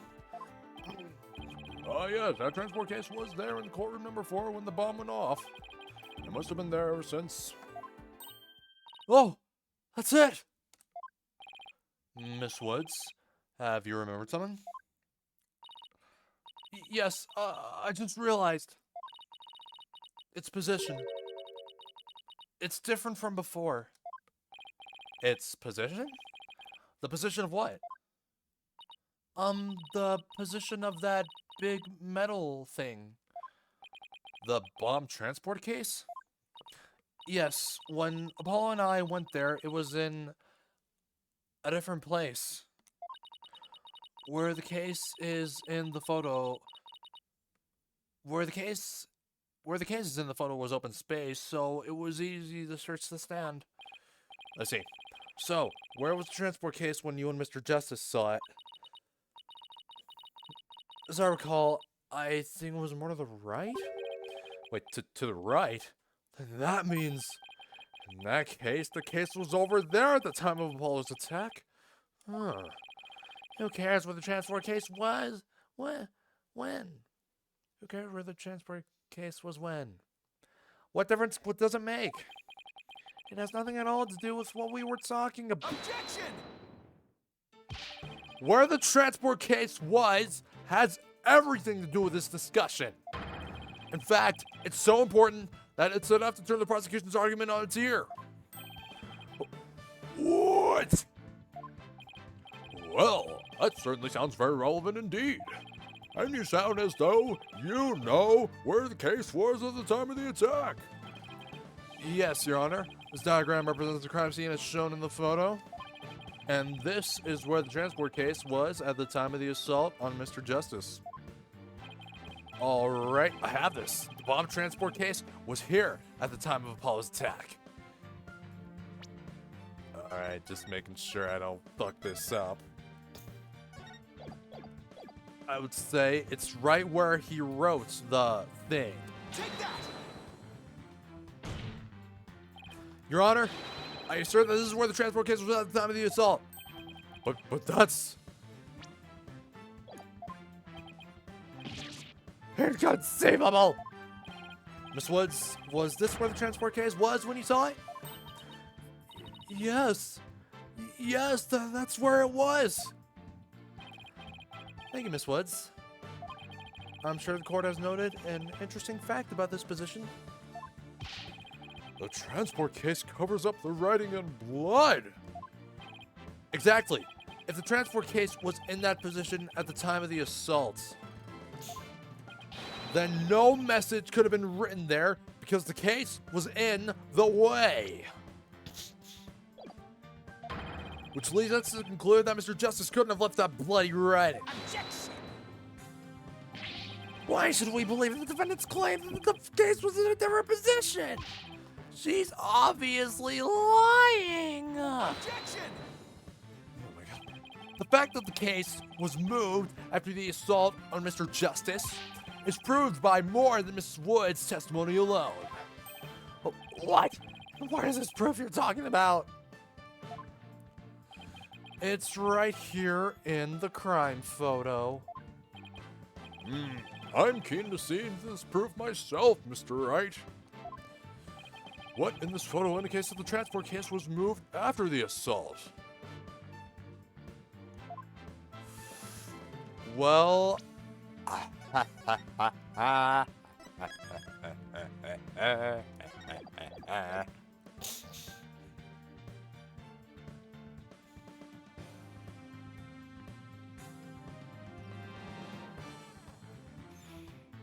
the tape? I'm thinking the tape. Some of the tape would have had to. Yeah, I really don't know. Take that! Please take a look at the mark that runs over Mr. Justice's bandages here. I see it, but what is it? This mark was made by one of the casters from the transport case carrying the bomb. As the case was moved, it ran over his bandages. In other words, the transport case was originally to the right of Mr. Justice. Then, after Mr. Justice was assaulted, the transport case was moved. What? Just as Miss Wood said, the case was covering the writing at the time of the assault. Therefore, it was impossible for Mr. Justice to have left that message in blood. No! Oh my god, look at him frozen. Ah, you did it, boss. It was a real nail biter, but you pulled it off. Yep. That's bring down the prosecution's claim like a house of cards. Order, order in the court, Mr. Wright. That was a very clever deduction. Ah, it was nothing, Your Honor. Nothing but pure genius. Take that! Boss, I'm sensing a definite smug and braggy vibe coming off of you. Is he about to have a breakdown? Oh boy. I have just one question, Mr. Wright. Yes, Your Honor. If Mr. Justice didn't leave this message in blood, then who did? Huh? What?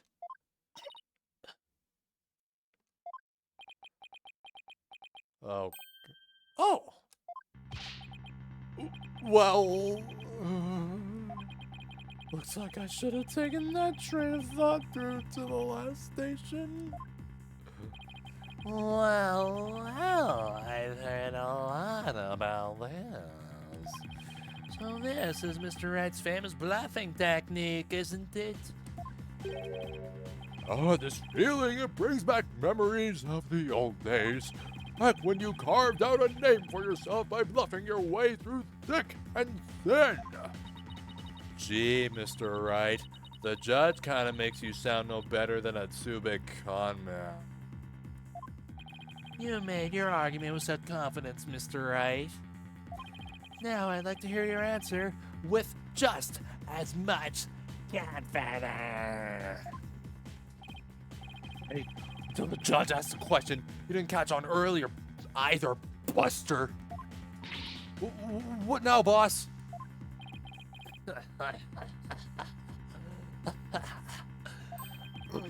I hope you didn't bluff your way into a corner. Phoenix, think there must be a way through this. I have to dig my way to the truth somehow. Who could have written that message in blood? Here's my boy. You got another platinum today? All right, man, let's see it.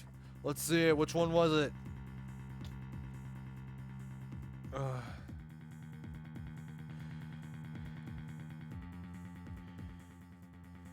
Oh God. And the enemy within. A game I don't really care about. Wait, hold on. Wait, hold on. Wait. Wait, that platinum was easy. You just had to finish the game. That was it. You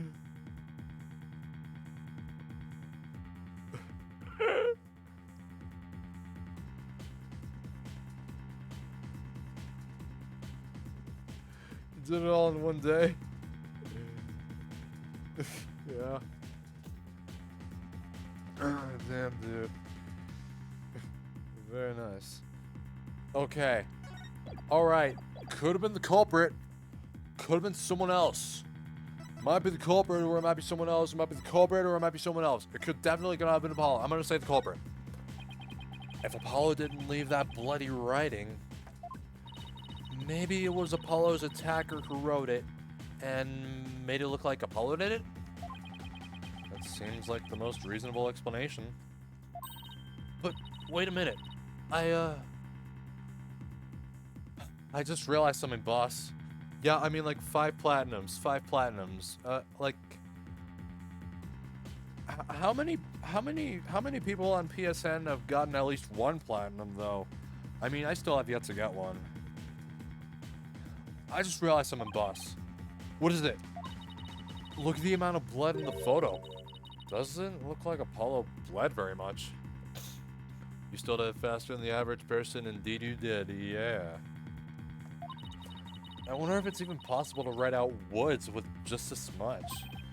Oh, hey, you're right. Good thing Apollo didn't lose that much blood. It might be a factor in why he survived the assault. And since there was so little blood, that pretty much rules out his attacker, huh? I guess so. But if it wasn't his attacker, then who else could it have been? Could have been someone else. Who could have written that message in blood? Yep, someone else. It wasn't Apollo. Who could have left the bloody message? Okay, it couldn't have been Candace. She already died before then. Oh shit, I'm sorry. Are you back? Are you back? Okay. Well, yeah. Okay, so it couldn't have been Candace. She was already dead before then. No way in hell it could have been Juniper. We found the body. Not Athena either. Yeah, okay. Okay, this only rules out Ted, Tonate, and Gaspin Payne. It might have been Ted. Oh, something about, what was it? What was it? I was reading the dialogue. I was just wondering how many players on PSN... Yeah, faster than the average person. I was just wondering how many people on PSN have one platinum, you know? Just one. Just the one platinum, you know?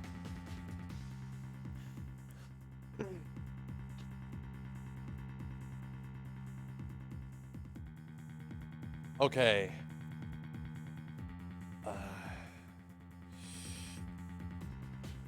You know...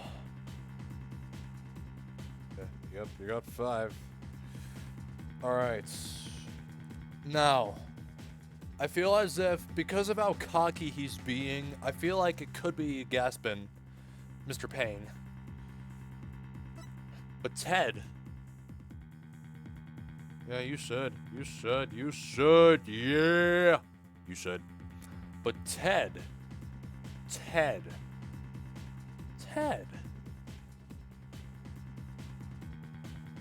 The bomb thing, it could have been only him. Only been him. Okay. I mean, okay. Both of them. Okay, they're both suspects. They're both suspects. The body, she was already dead. We walked in with both of them. Look, either Gaspin or Ted. Dollar. All right, man, let's do it. You know the drill.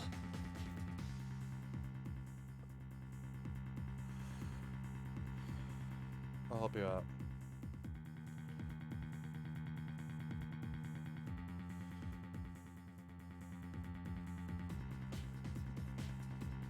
Okay.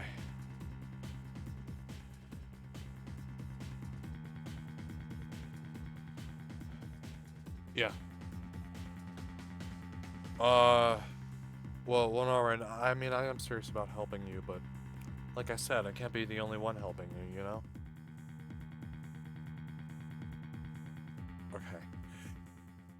Okay. Okay, so... Could have been the culprit who attacked them. But he's the bomb expert. But... okay.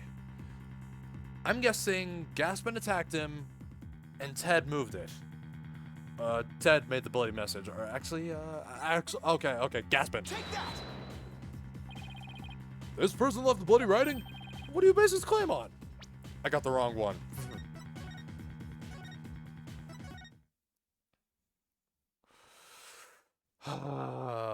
Man. No matter how hard I try to convince them. Okay, this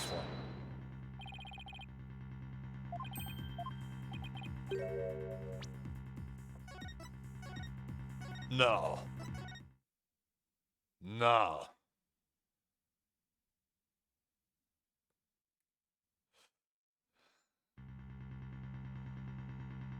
No.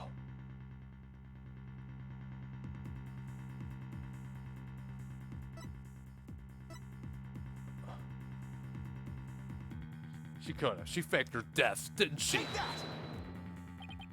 To be honest, I don't actually have any real proof of this. But I've come this far.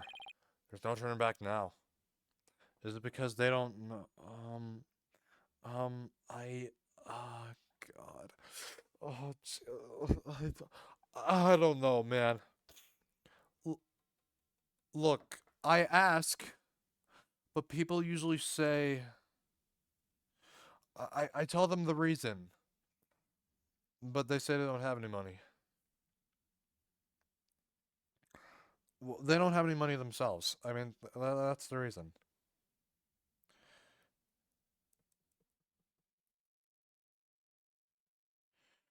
It just...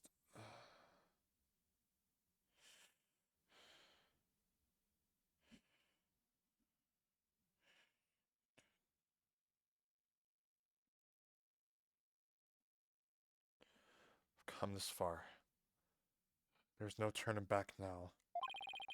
Besides Apollo, there was one more person who shed blood at this crime scene. A person who shed blood? You don't mean... Oh, but I do. I believe it was Candace Arm who left behind this message in blood. What? What? Detective Arm? Are you sure you know what you're doing here? Not really. Objection! What kind of ridiculous assertion is that? If you had said the attacker left a message to throw people off, it might have made sense. At first glance, that would seem to be the most reasonable explanation. However, Apollo didn't shed enough blood to write such an extensive message. Ah, I see. Even the photo makes it clear there wasn't enough blood to write all those letters. Yeah, if you're wondering. See? He didn't bleed. He didn't bleed that much. See? The blood on his finger, the blood on the... Yeah, there's not much. And he's gonna live. And Mr. Justice did survive. I suppose he didn't bleed very extensively in that case. But why would Detective Arm write the defendant's name? There is no connection between the two whatsoever. And I didn't even know the lady who was killed. I admit the investigation didn't turn up any connection between the victim and the defendant. You are still Bill Stuffer, and yes, you are. They had never even met each other. That's very true. Well, then, let's see. Then maybe the intended meaning of the message is not what it appears to be. The intended meaning? 5 platinums. Go for 6! Not what it appears to be. Maybe the message was not intended to be woods. Really?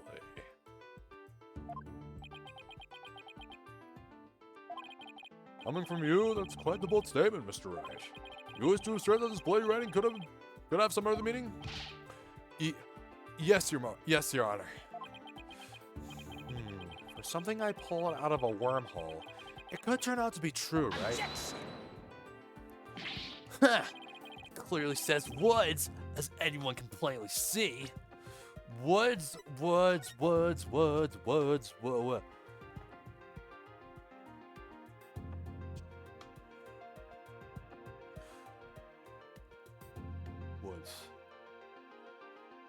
Wait. I'm trying to... I'm trying to look at it upside down. Like... As Doom? Doom? What other meaning could possibly have? Objection! But Candace Arm was a detective. Woods only means something to the police. Like a police scanner code, for example. I didn't think of that. May have tricked his honor, but you'll never get the best of me. Thing for studying on the weekends, as you may have already guessed. Nerd! And there is no such thing as radio code, and there is no such radio code as words in this statement, dear Mr. Right. Is that a fact? Don't look at me. I know as much as you do about police codes. Enough of this. I was quite taken with the defense's new theory. But if they can't substantiate it with anything, then I must end things here. No! Please wait, Your Honor. Very well, but before we discuss this theory any further, I demand a plausible explanation. So, Mr. Wright, what is the true meaning of the bloody writing? Well, I believe it's... And no stalling! If you can't come up with an answer quickly, I will declare this officially over. I can't even speak. I will help you, just not today. I will.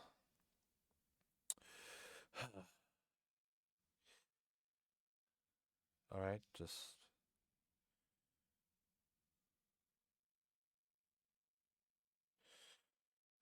You know how it is.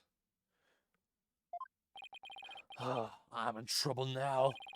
What other meaning could it have? Besides the obvious one. Maybe it means something in another language? Or maybe it's a code.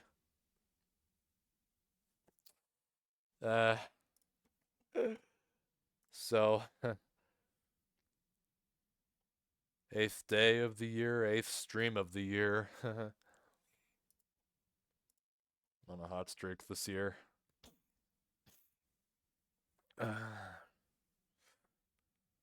Hydrate. All right.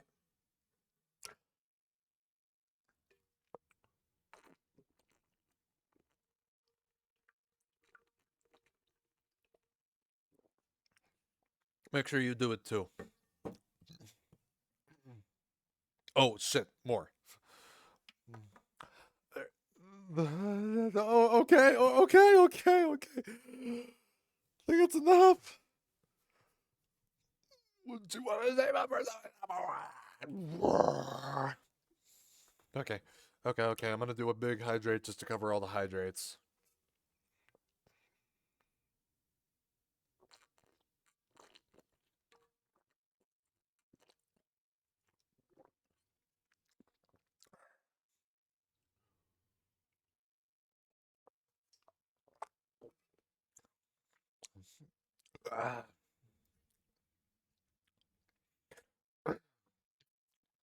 Maybe it means something in another language. Or maybe it's a code. Think, Phoenix. You can do this. Okay, I gotta look through this again. Okay. S.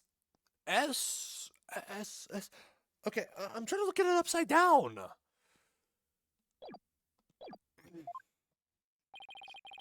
Which piece of evidence will tell us what the word woods really means?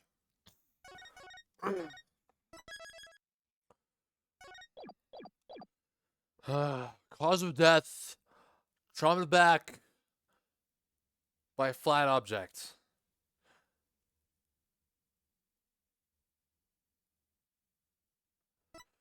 A switch that starts the time bomb's countdown. It was stolen just before the... Oh, wait. Hold on. Okay. L10015R. Wait. L1... No, wait. 001... no, wait, no. Wait, L... Oh, wait, shit. Wait, hold on. I'm trying to look at this. I'm trying to get this right.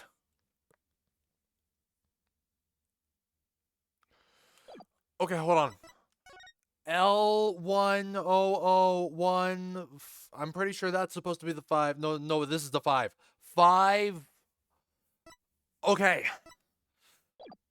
I'm gonna say it's this. Take that! The bomb transport case?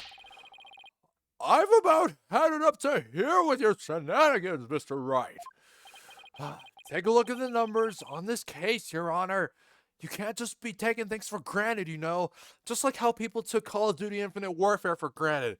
It turned out to be a great game. Well, at least the campaign. The multiplayer was kind of shit. Zombies was better than multiplayer, but the campaign was one of the best campaigns you'll ever see. I'll tell you one thing. Infinite Warfare, people hating on it, 3 million dislikes. That was when I started to lose faith in humanity.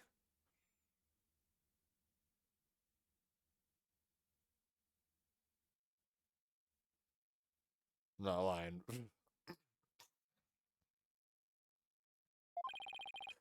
L100115R. Doesn't this string look vaguely familiar? Oh, no. What does that have to do with anything? Huh. What could those numbers possibly have to do with the case at hand? Now, please, take a look at the bloody writing shown in the crime photo. Oh, I think I see it. That a girl? That's one on my side. It says Woods. Or you could say it's a horse of a different color, Your Honor.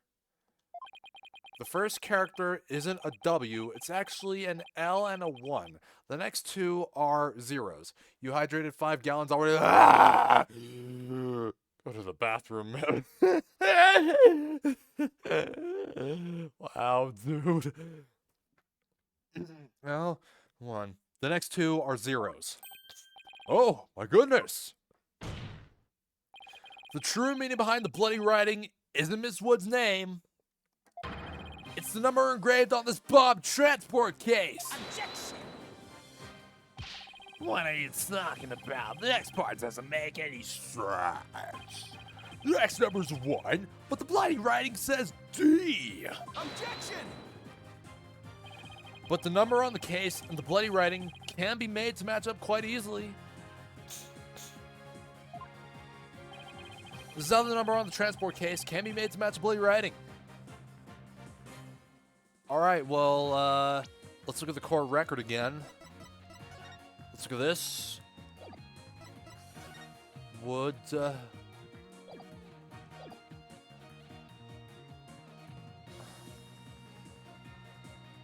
You don't need the bathroom you built every year. Well, not right this second, of course. Okay, erasing one line.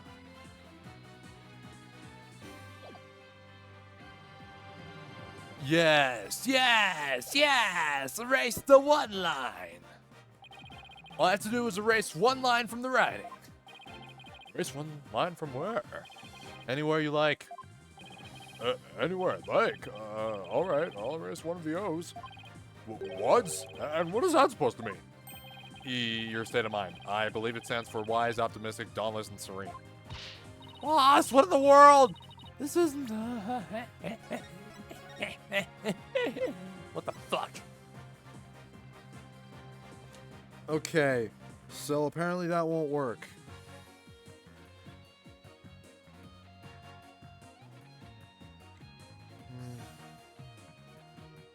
I should probably buy a pair of tabby socks at some point. We're gonna be looking at River Welk.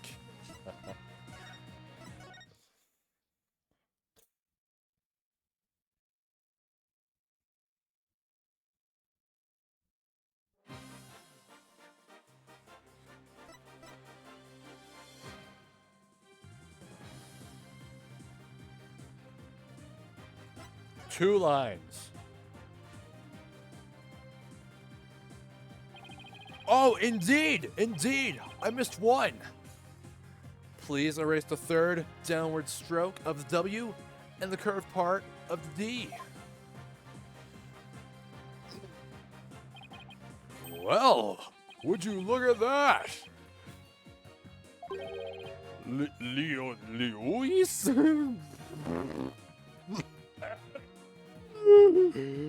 Your choice is so stupid. Luis. Luis. Luis. Wait. Kind of looks like a stupid face. I don't know. No, Your Honor. It's meant to be read as a word. It's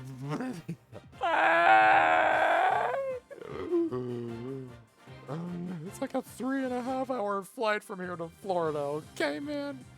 Come on, man. It's the number L10015. Which, if you take away the final R,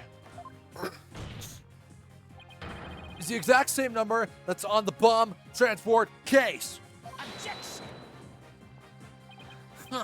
Erase 2 lines, name match up, you say?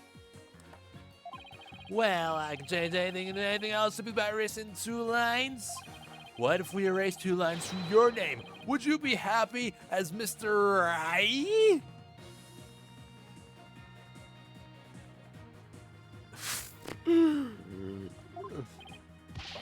Would you, Mr. The only right spelling is W-R-I-G-H-T.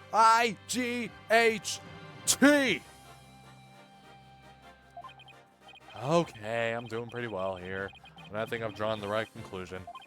Detective Arm's real message to us is the bomb transport case number. Your Honor, the 2 lines were added by the real culprit to intentionally mislead people.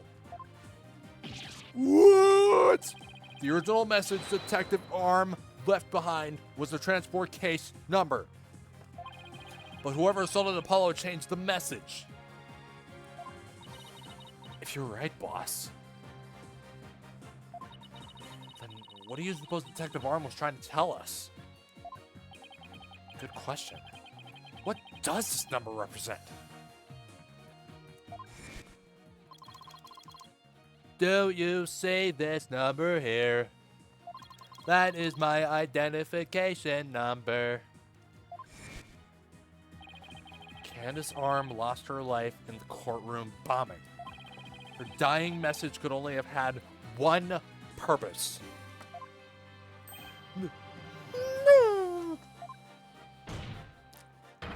To tell us the name of the one responsible for the bombing.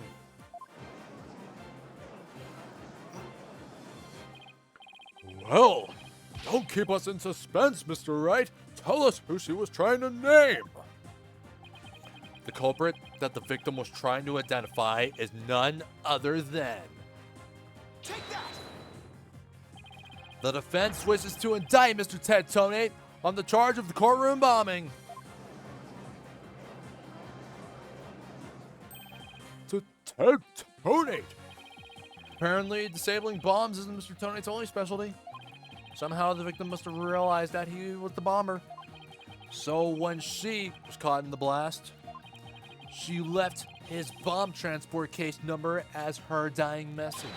She used Mr. Tonate's own ID number to finger him for the crime. Objection! Why would anyone go out of their way to write an ID number? Wouldn't they simply write the person's name? He's got a good point there. What do you have to say to that, Mr. Wright? Not only Detective Arm would know the answer to that, but allow me to offer a theory. Perhaps Detective Arm couldn't recall Mr. Tonate's name in the heat of the moment. As I recall, this was the first meeting between the two. It's entirely possible they wouldn't have been familiar with each other. Or maybe using the ID number was a way to hide its true meaning from the real culprit, thus lowering the odds that they would erase the bloody writing. Yeah, just go ahead.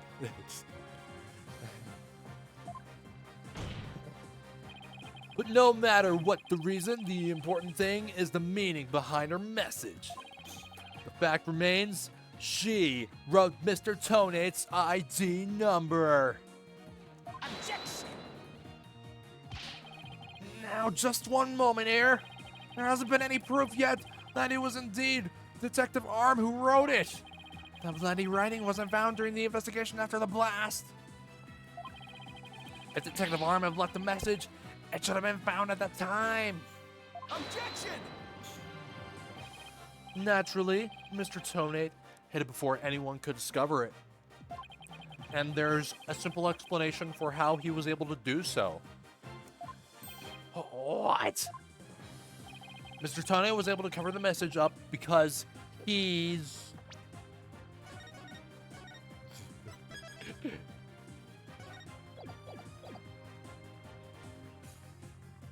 The first to find the body. The first person to discover the bloody writing was Mr. Tonate himself. I was the first one on the scene after the explosion. Alright. I went there to ensure safety, but I ended up discovering a dead body. When Mr. Tonate saw that the victim had written his ID number, he used a bomb transport case to cover up the bloody writing as a stopgap measure. Oh, so that's why the message in blood was under the transport case. He didn't have enough time to try and scrub away the writing. If he didn't report the body right away, he would look suspicious. So those letters lived on to serve another function. John Cena. When Mr. Tonate used them in another incident. Oh, the assault on Mr. Justice! Exactly. Mr. Tonate hit upon a plan to use the bloody writing for his own purposes. So he didn't clean it away. Instead, he made it look like Mr. Justice wrote it. By adding 2 lines to the writing that Detective Arm left behind, he changed the meaning of the message. He made it look like Mr. Justice was accusing Miss Woods of the attack. So that means the only person who could have altered the bloody writing was the courtroom bomber, who was the same person that assaulted Mr. Justice. And that person is Ted Tonate. Ah!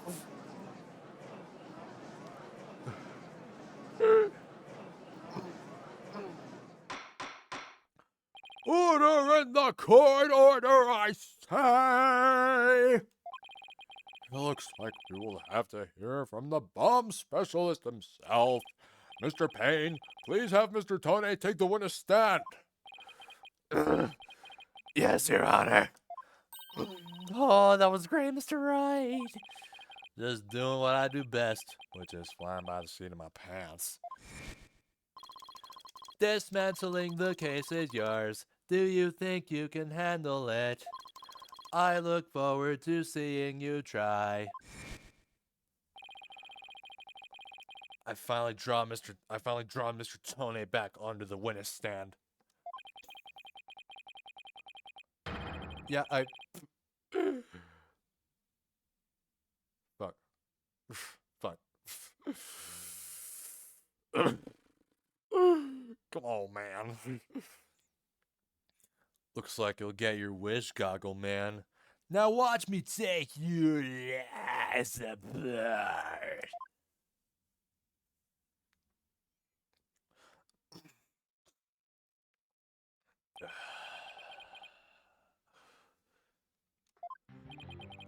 Mr. Tonate, I'm afraid we have a few more questions for you. I understand the situation, Your Honor. I was keeping a close eye on the proceedings from the gallery. The allegations are all laughable. Objection! Yeah.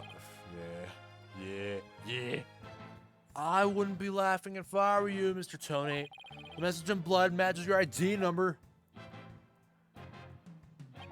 The same ID number that is there on that bomb transport case. Such a far-fetched theory. No better than a tangled ball of wires. I'll have them untangled for you in no time at all.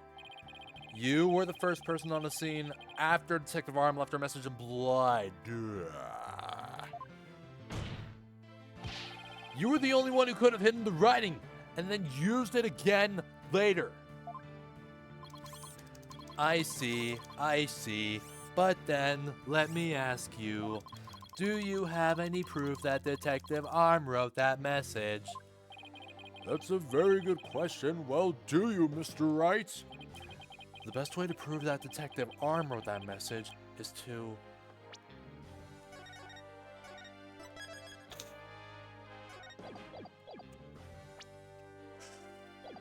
I'd say analyze the handwriting. Your Honor, I request a handwriting analysis be performed on the writing. Handwriting analysis. I'm sorry, but that's just not possible. Huh? Like writing done with a pen, for example, or writing message written with a finger.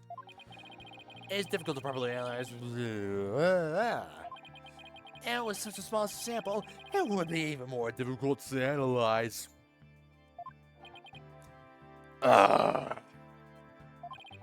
There's gotta be another way. The best way to prove that Detective Arm wrote that message is to... Okay, I can analyze the DNA. Your Honor, I request that a DNA test be performed on the blood itself. Once we know whose it is, it will be obvious as to who wrote the message.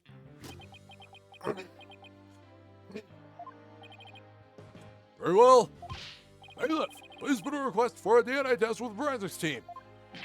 Yes, Your Honor. It'll be some time before we have the results of the analysis. Until then, let's hear more from the witness. I would like nothing more, Your Honor. I want the court to hear how ridiculous the defense's theory is.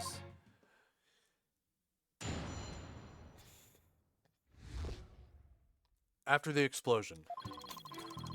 I admit I was the first one on the scene after the explosion, but there was no bloody writing there at the time. Anyway, there is no way Detective Arm could have written it. She struck her head on rubble and died near the courtroom entrance. She was too far away from where the bloody message was found. So, you're saying that the victim's body was nowhere near where the writing was? Precisely. It is as plain as day that she could not have written it. It's true that the body was discovered near the entrance to the courtroom. Please have a look at this crime scene photo. As you can see, there's blood on the rubble near the victim's body. She must have died after hitting her head there. In the court record. I see. All right then, Mr. Wright, you may cross-examine the witness. Do you have what it takes to take my infallible testimony apart? Yeah. Okay. I didn't know how to respond to it. I'm sorry. Okay, really, I don't know how to respond to anything these days.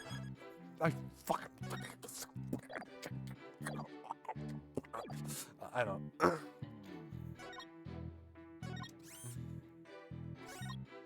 She struck her head on rubble and died near the courtroom entrance.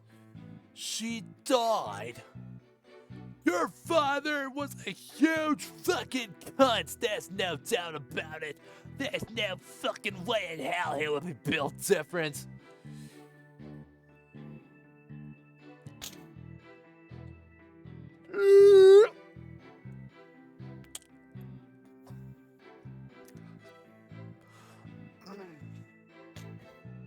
Struck her head on rubble and died near the courtroom entrance. The victim's body and the writing are several yards away from each other. There's no way she could reach. Quite a conundrum. So that means something is off somewhere. There must be a contradiction. Maybe the body was moved. But that doesn't explain how blood got onto the rubble. What if that was done by the real culprit after the fact? If that's the case, then something about that might contradict the evidence we have. Alright, now, let's look through this again. What if that was, the body was, what if the body was moved? Too far away, too far away, too far away. The body might have been moved. Alright, we're gonna save here again. You know how it is?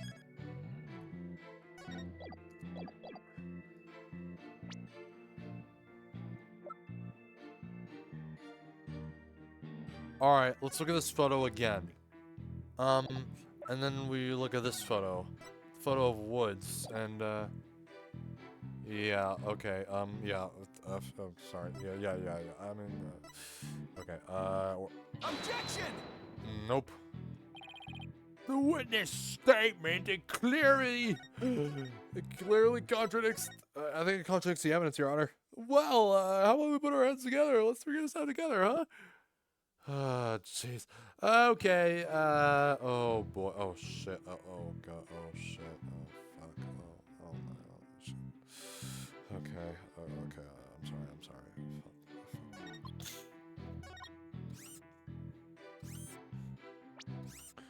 No way Detective Arm could have written it. How about we see her? Alright, it doesn't show. No bloody writing there at the time. The first one on the scene. I mean, okay, I'm sorry about that. I am very sorry about that. Oh, shit.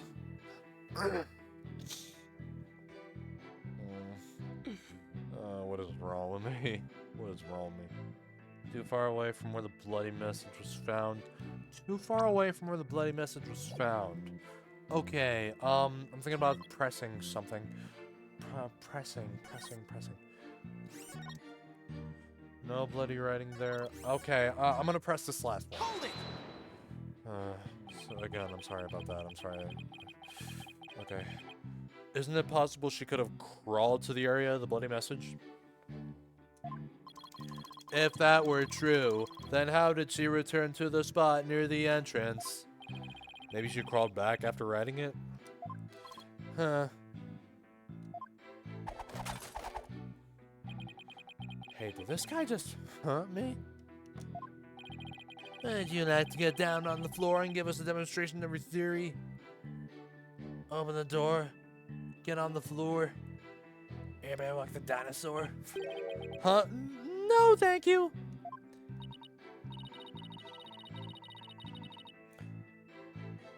The victim's body and the writing are several yards away from each other. Little guy. Oh, yeah. Yeah, me too. I'm like that. Yeah. I mean, it's like that. It's like that. It's just whatever.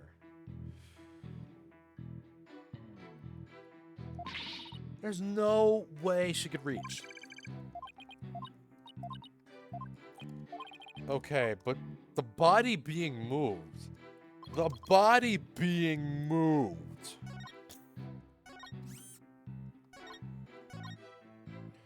Too far away? Did you move the body? Might have moved the body. Near the courtroom entrance, that was where it would be. But, too far away. That's where it was. It was covering it, and whatever. You were, hold on.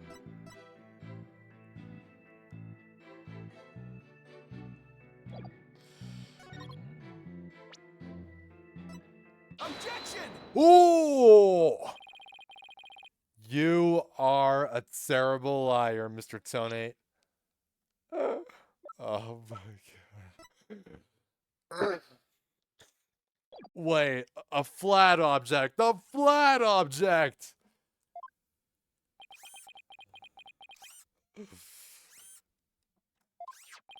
Take a look at this autopsy, specifically the part about Detective Arm's head injury.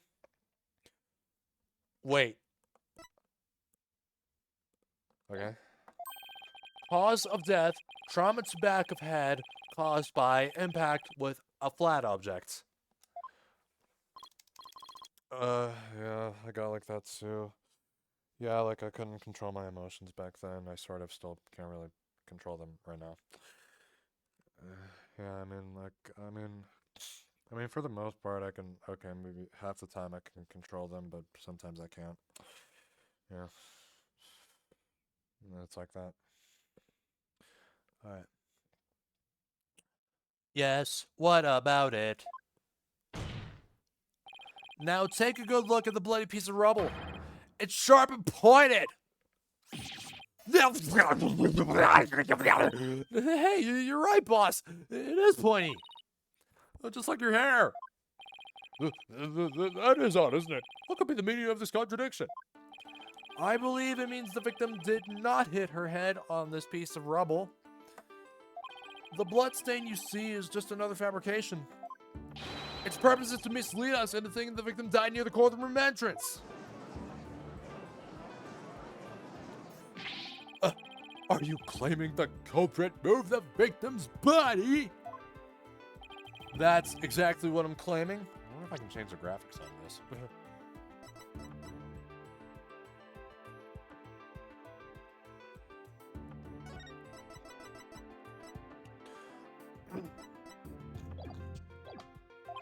The victim hit her head at some other location, most likely on the floor Or some other flat surface.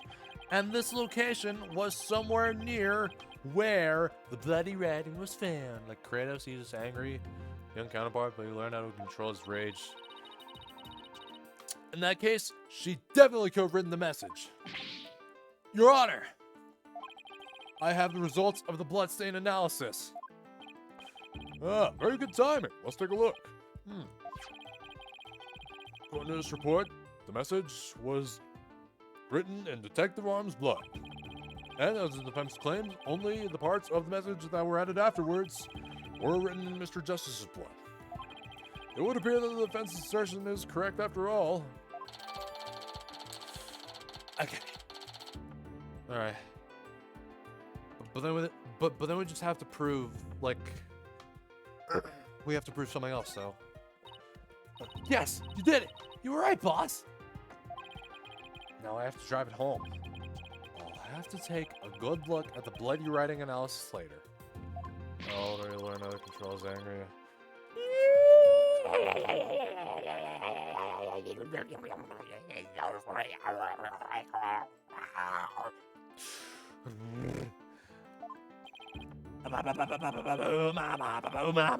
No.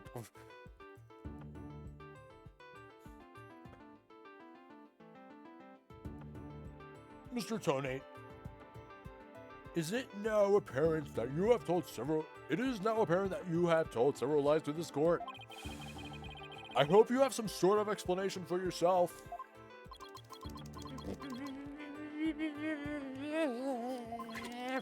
Fine. I will confess. You will? But then, why are you so calm? This time, I will tell the truth. So we're here with no witness testimony.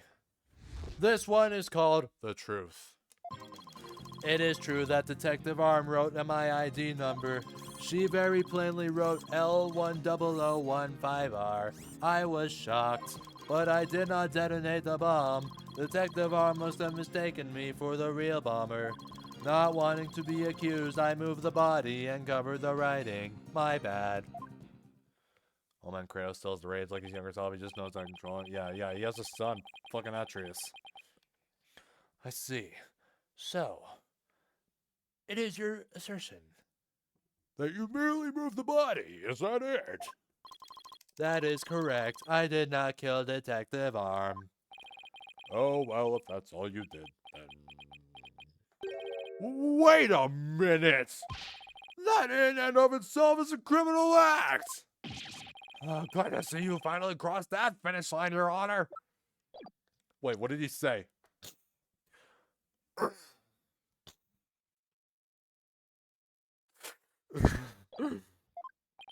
Very well then, your cross-examination, please, Mr. Wright.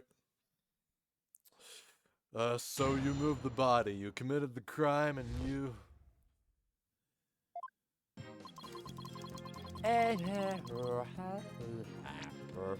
This was a triumph. Show my emotions on good old-fashioned martial arts training the enemy. Yeah, that's how it is.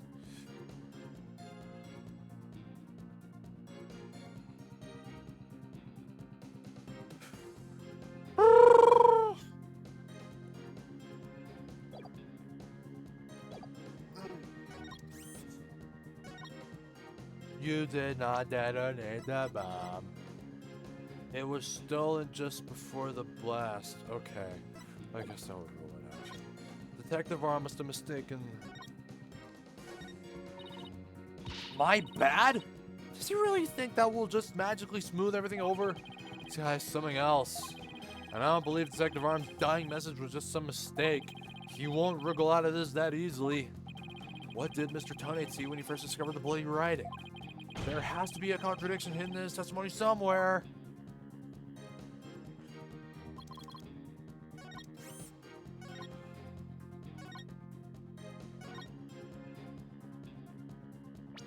You move the body, you cover the writing. You move the body, you cover the writing. Okay. You move the body, you cover the writing. You move the body, you cover the writing. You move the body, you cover the writing. You move the body, you cover the writing. You move the body, you cover the writing. DNA analysis definitely improves the blood of the writing.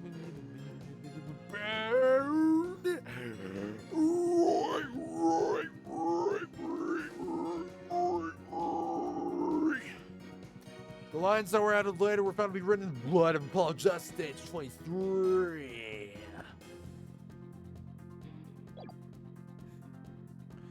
You move the body, you covered the writing, you move the body? Objection!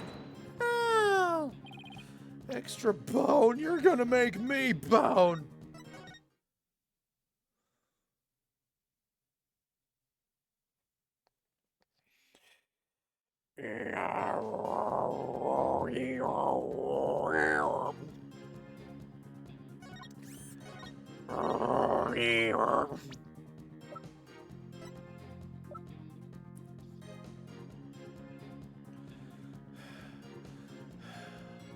Let's try this. Let's try the diagram. Objection! Nope. Oh,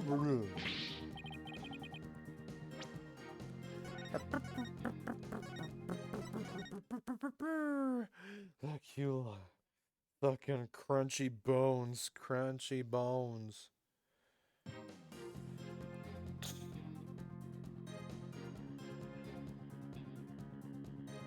Humans being crushed underfoot, basically.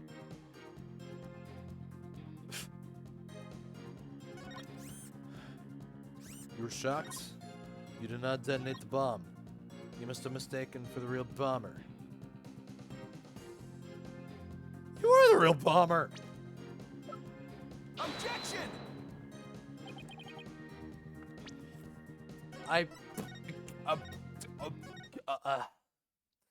Okay, which one is it? Which one does it match up to? Whatever the hell it is. Whatever it is.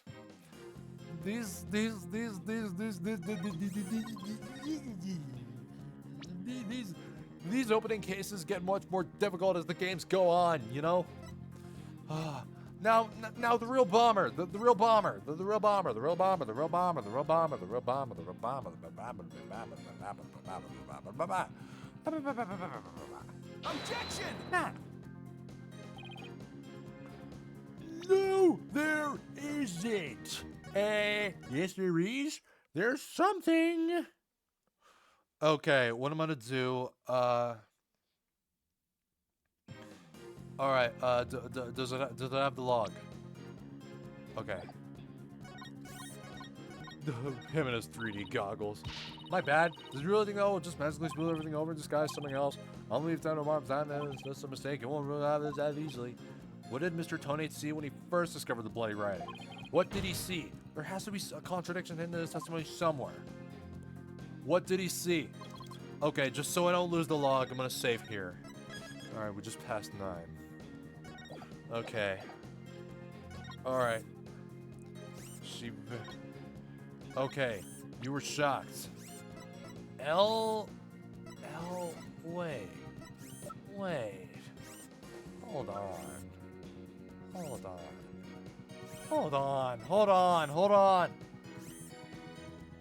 That shit was gone.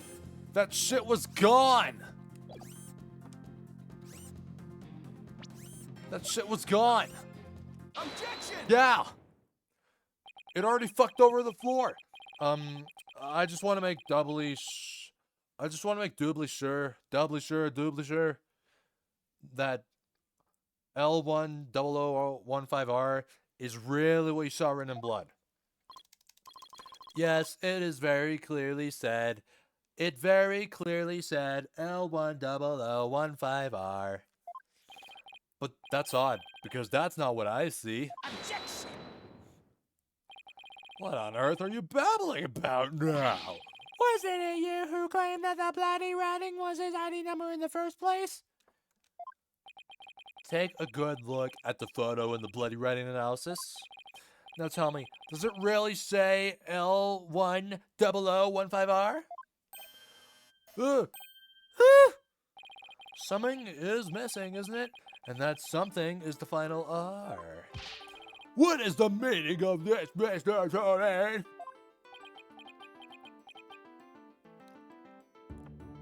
What movie did he just watch with those 3D goggles? He probably watched The Nutcracker, The Untold Story, literally the worst Christmas movie ever made. Oh, right, now I remember. There was no R on the end. It was just a slip of the finger, my bad. Come back, my beautiful contradiction. Mr. Wright, I'm not so sure it was just a simple slip of the finger. You have something for me, Athena? I sense that he's extremely agitated, almost panicked. He does look pretty flustered. Well, Mr. Wright, it appears it was nothing more than a mere mistake. I don't know. Did he really just make a typo? What about that R? Did Mr. Tonate really see it?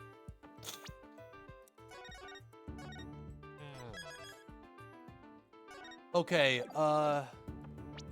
considering the photo. The rubble was already gone, but it seems like he wrote it on there, and then that piece of the floor was okay. I'm gonna bet he actually saw it. Maybe Mr. Tone really did see the R, but there's no R anywhere in the bloody writing. What's going on here? Huh? Now that I take another good look at the photo, I think maybe that's it. What is it now, Mr. Wright? Are you trying to imitate Apollo and his cords of steel? I've got it. So that's what happened. A slip of the finger. Is that really all it was? Because I don't think so. I propose that Mr. Tonate really did see the letter R.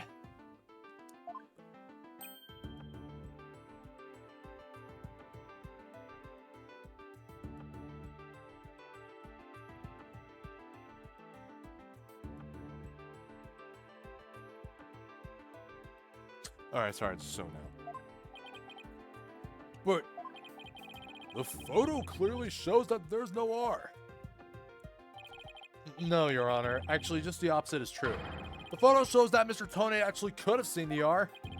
If you're going to make that claim, then you better be able to point out what you mean. What part of the photo shows that Mr. Tonate could have seen the R? Why? It's simple, Your Honor. Take that! Please look here to the right of the 5. Do you see a little bit of red? Oh, I see it. Just on the edge of where the floor is broken up. That's the R that Mr. Tonate saw. Objection! It's true that the witness wears some very, very goggles. But that doesn't mean his eyesight is bad, nor his brain power. What part of that little smudge looks like an R to you? Objection! But what Mr. Tonate saw wasn't that little smudge. There was a whole and complete R written there. Before the floor was damaged by the explosion. Oh, well, that explains it. Huh? Care to explain what you mean? Because you just proposed that everything happened in the exact opposite order. Yep, because that's the way it really went down. The timing of when the R was written turns everything about in this case around. Now then, if the floor was damaged by the explosion, when was the message written? It was written before the explosion! With the bloody message running off the edge of the damaged floor like that. We can only conclude that it was written before the explosion. But that's ridiculous! If that were true, it overturns your own premise. That's right. It does. In fact, it turns everything upside down. The victim was not killed by the explosion in the courtroom. She was killed before the explosion ever occurred.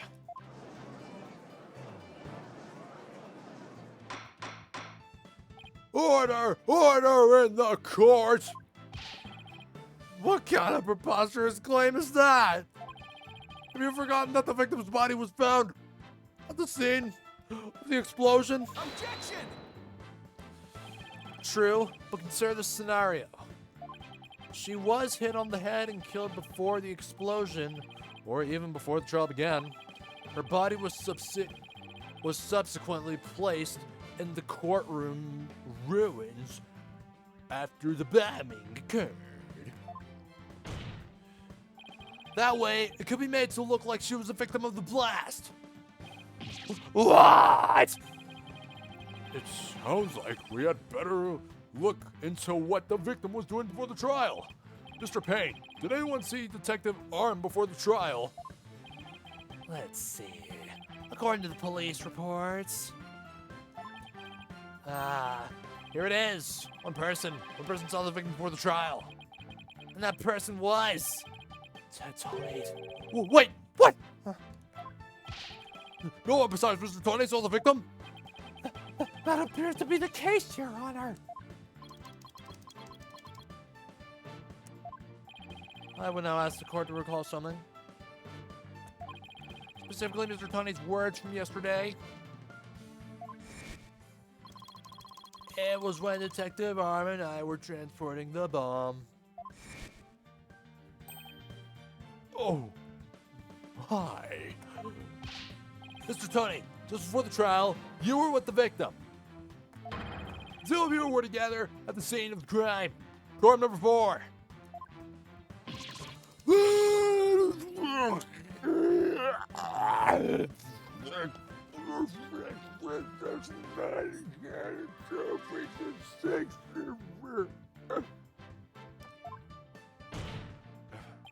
Your Honor, the defense requests new testimony from Mr. Tony. Oh, this is never gonna end, is it?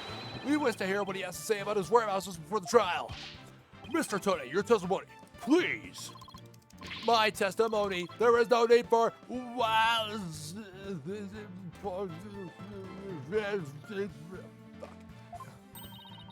He's completely unnerved, Mr. Wright. Just hit the nail on the head. Because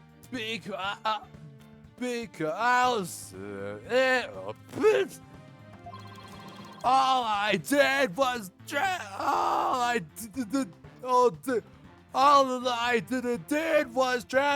the bomb to the 3-cart room. I already told you. Pow to LWJS. Oh, kiss. Blast this thing. I was only in the courtroom with the victim because of our word. I swear I was only transporting the bomb there. Objection! You and the victim were alone together at the scene of the crime. In other words, you certainly had the opportunity to commit murder, did you not?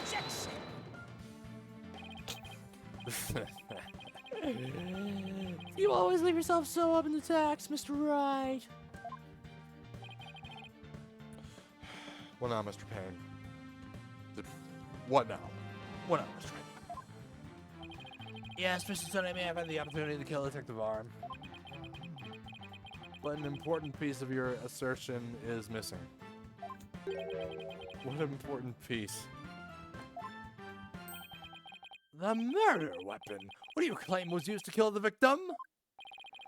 Mr. Payne has a point. Even if Mr. Tony had the chance with a weapon, we can't accuse him of the crime. Well, Mr. Tonate? Oh, yes, that's right. An evasive thing that could be used as a murder weapon on me. I could possibly have killed Detective Arm. Did he really have nothing he could use as a murder weapon?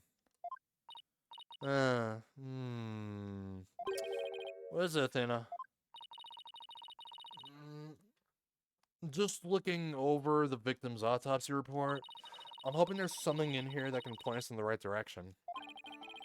Well, it does say that she died from trauma due to the back of the head with a flat object. Yeah, and to inflict that specific kind of injury, all you would need is a flat surface, right? A heavy blunt object with a flat surface. Could definitely be our murder weapon. Well, Mr. Wright, can you indicate for the court what was used to kill Detective Arme? Arme, sorry. Detective Arm. I believe I can. Oh, skip that. Believe being the key word here. You can? Then please do so now. What did Mr. Tony have that could have been used as a murder weapon? What did he have? What did he have? Well, I propose that he had this. Well, this seems flat enough, or there was no blood found on it. But again, this seems flat enough. Damn! This must have been the murder weapon. That's not the murder weapon, is it? Oh God. Can't do anything right. Of course I can't.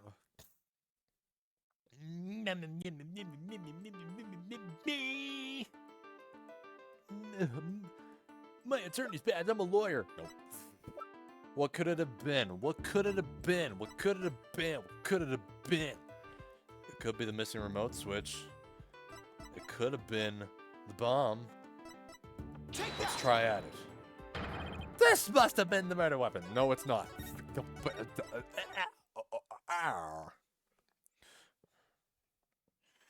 Okay, I propose that this was, I don't really know. What was the murder weapon? I really don't know.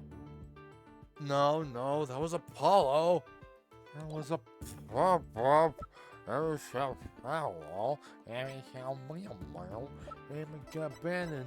Do I have to do the autopsy report again? This is the murder weapon. It's the autopsy report. It's a piece of paper.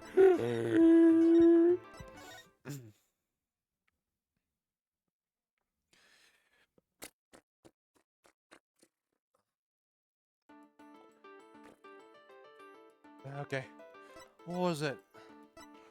Is this another case where I'm going to guess every single one and not the correct one? I'm going to say the bomb itself. He slammed it down on her head. Take that! Mr. Tonate, you say you didn't have anything that could be used as a weapon, but in fact, you had the perfect thing. What? What the devil are you talking about? You had this. That's the bomb. I thought you were trying to prove that the victim wasn't killed by the bomb blast. The bomb blast, no, but I believe Candace Arm was killed with this bomb. Bomb. Because this is the blunt object that delivered the fatal blow to her head. Please recall the description of Detective Arm's head wound. Trauma to back of head caused by impact with a flat object. We assume this injury was sustained when her head hit the floor. But a blow from any flat side of this bomb would produce the exact same wound pattern.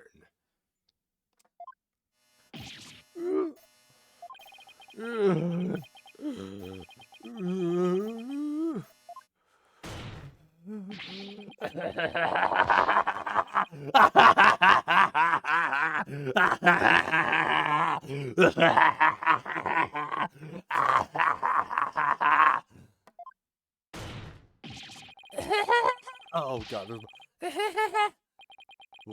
What's with him? I already let it all out. Then show me some proof. Where's this evidence that I hit the victim with the bomb? He's right. I don't have anything decisive. Did you find any of the victim's blood on the bomb? That would be decisive proof. But too bad the bomb is one of it. It's long gone. Boom! Game over. Game over, yeah. Oh, wait, hold on. Hold on.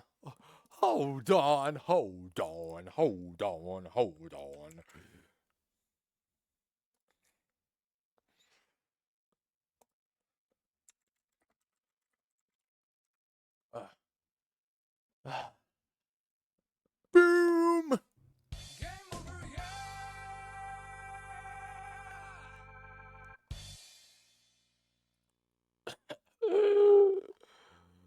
I had to.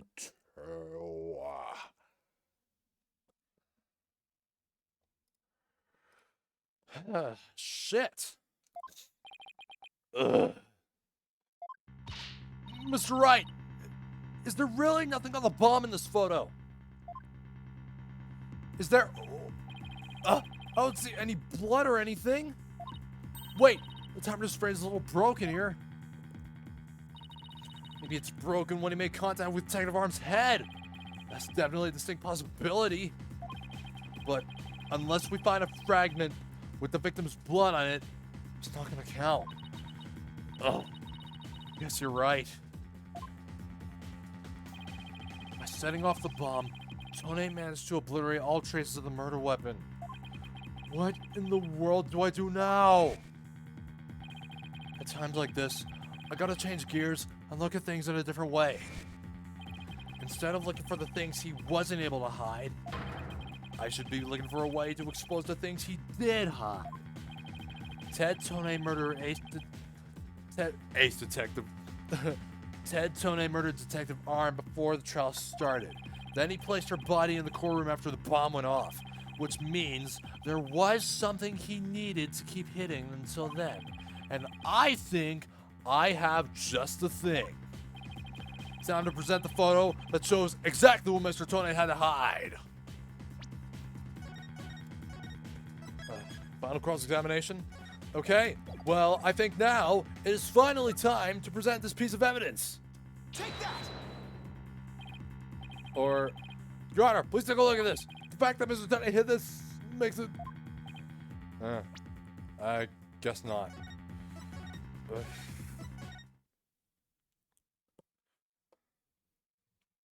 Okay.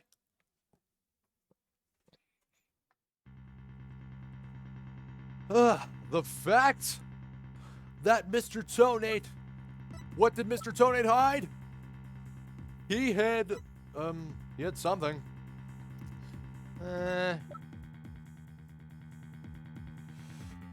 I don't know, he must have hid something.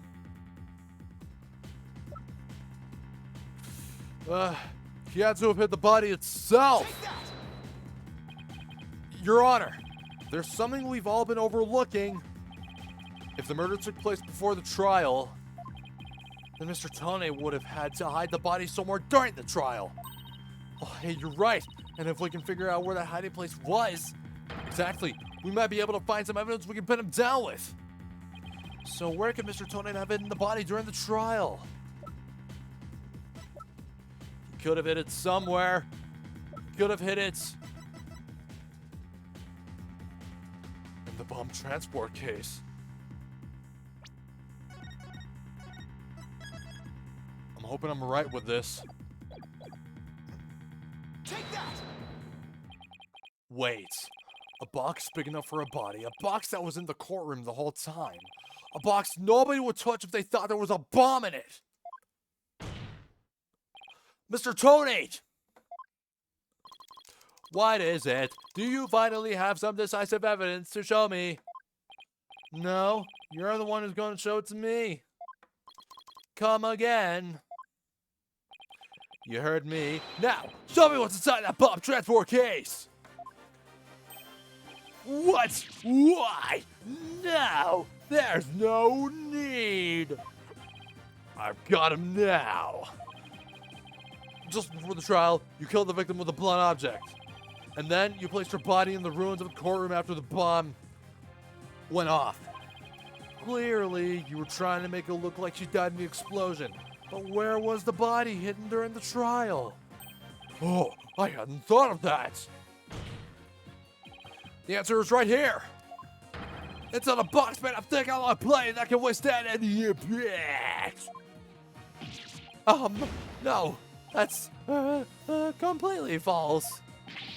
If it's false, you should have no objections to showing us your transport case. So, let's open it up and take a look inside, shall we?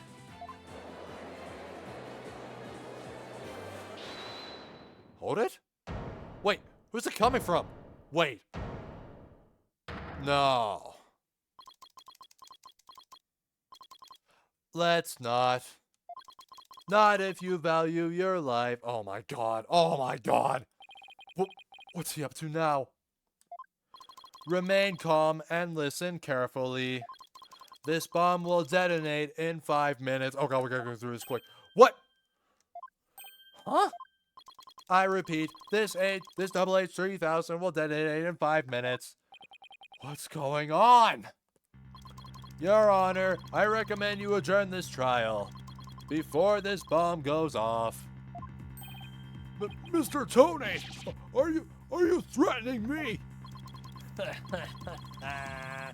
Wait, hold on. No way. I did that laugh wrong. Ha, ha, ha. I am the only one who can disable this bomb. If you do not want to die, your only option is to listen to me. Mr. Donate, didn't you say that's just a training model? A fake to practice on? I did, but I also lied. This is the real deal. This is the double H 3000. But the double H 3000 was used to blow up core number 4, wasn't it? How do you know it was the real double H 3000 that blew up courtroom number 4? Huh? The bomb that blew up the courtroom was a different one that I made. What? Are we to take that as a confession on your part? Take it any way you would like. Just before the trial, I took the double H 3000 out of the stuffed animal and put my own bomb into it. That was the bomb that exploded and destroyed courtroom number 4. Mr. Tony, please be reasonable. Do you really expect us to believe a crazy story like that? The double H 3000, it is so unique, I had never seen anything like it. It is so unique that I could not replicate the detonation mechanism. So, I just had to have it. Besides, did anyone look inside the stuffed animal during the trial? Did anyone check to see if it really was the double H 3000 in there? I must confess, no one opened the stuffed animal to check. So there really is a possibility that the bomb was switched out? No, not a possibility. A certainty. I did it. So he's had a real bomb with him this whole time. You had better get out of here while you can. You do not have much time. Oh, jeez. Order in court! I'm out of here! It's gonna blow! Run! Ah, shit. Oh, boy. And everyone's gone. You 4 are still here. Well, aren't you brave? It just wouldn't do for the judge presiding over this court to run. But that horrible explosion the other day... The judge looks like he's about to book it for the nearest exit any second. As for Mr. Payne...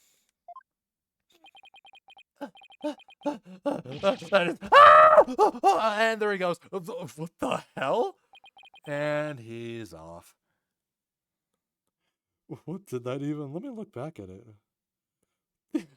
Oh, what the actual hell? What the actual hell?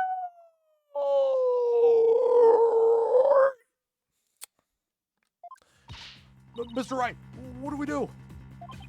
It'd be pretty pathetic to run now, wouldn't it? But the bomb might really go off. Only 3 more minutes, folks. Is that bomb really the H3000? What should I do?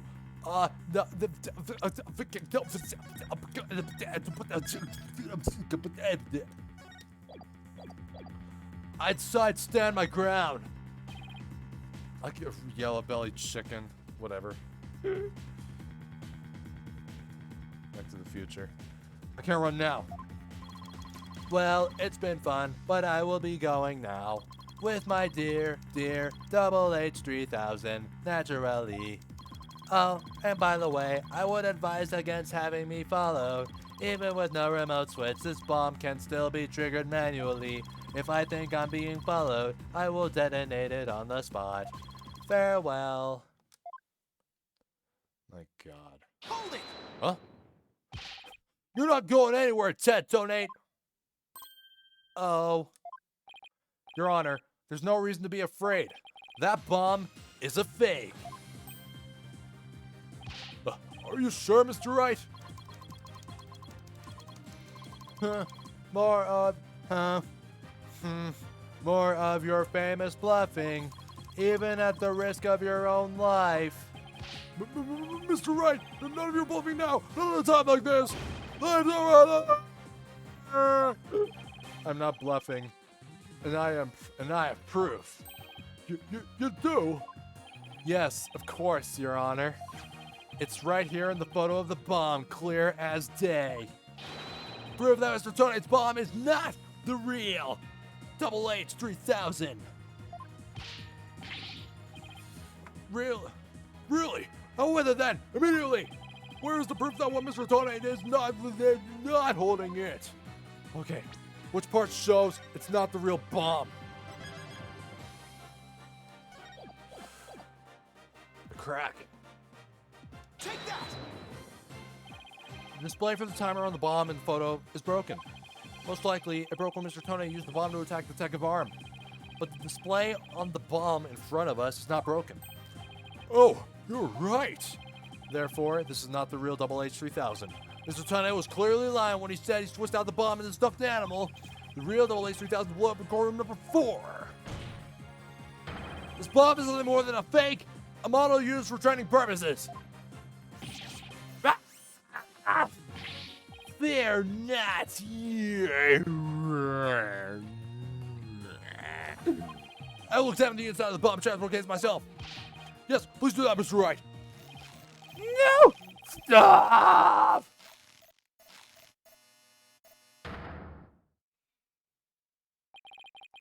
Oh, what do you know? What is that? Is that a blood stain? Just as I expected. Your lies have all been blown to bits, Mr. Tonate. I'm confident DNA analysis on this blood stain will confirm Mr. Detective Arm's blood. And that those results will conclusively prove that you murdered Detective Arm.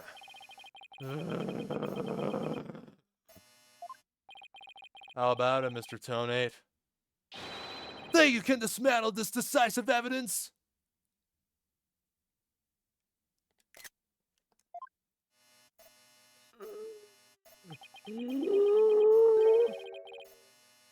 Dismantle it? You're too late!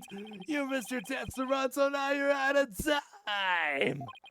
This H3000 is about to explode! Don't try to threaten us, Mr. Tonate. I've already proved that your bomb is a fake. It's real! This bomb is a real thing, I tell you! It's real!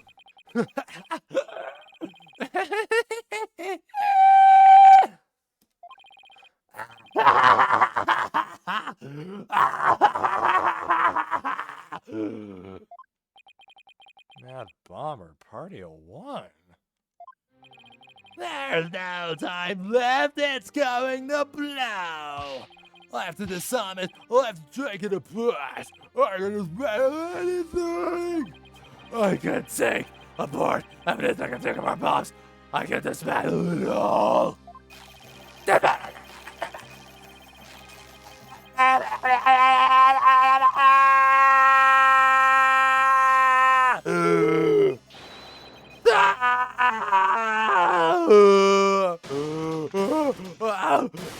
Oh, oh, oh, oh, oh, oh, oh. Oh, Jesus. Well, I don't think you got the door. Oh, oh, oh, oh, oh, hello. And he's dead. Oh, oh boy. Game over. Dismantle attempt failed.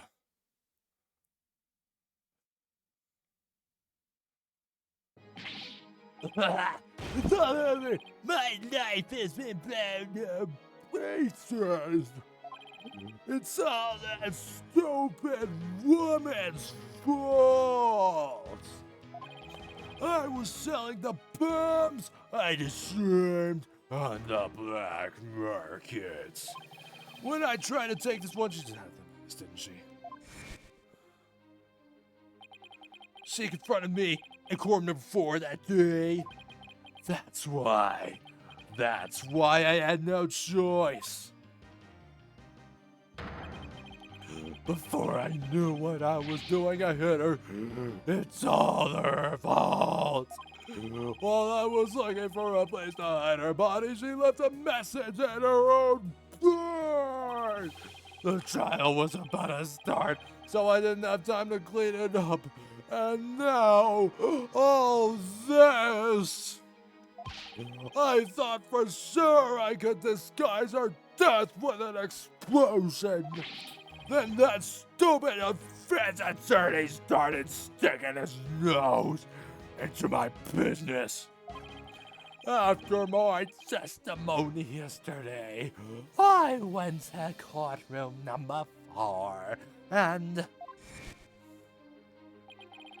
I found that kid all up in my bomb transport case. That's when I snuck up behind him and BAM! And when the idiot police arrested that little girl, I thought for sure I could pin it on her.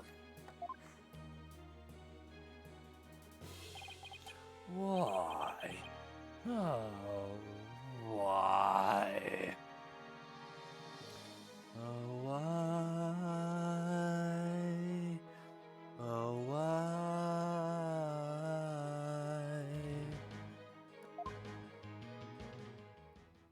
My dream, my life, who's gonna be the king of this world? Ted Tonate, you are hereby under arrest. On suspicion of the courtroom bombing and the assaults on Mr. Justice, your innocence or guilt will be determined at a later trial. Oh, well, that's a first. Like, this shit turns in our favor, but in a later trial, huh? This is the first time he's mentioning it. Now then, I see that members of the public have returned to the gallery. One person, however, seems to still be running far, far away.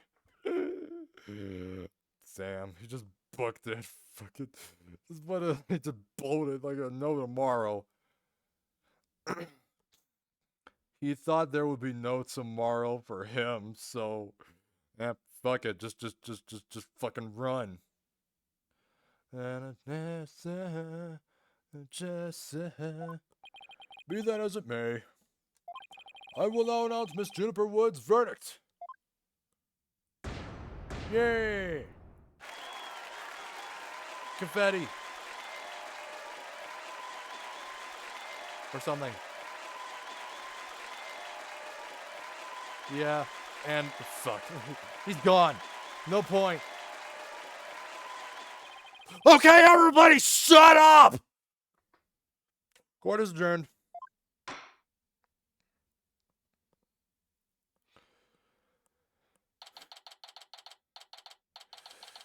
12:31 p.m. District Court. Defendant lobby.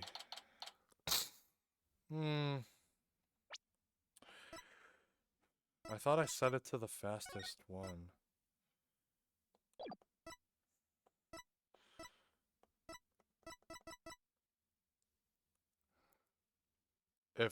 If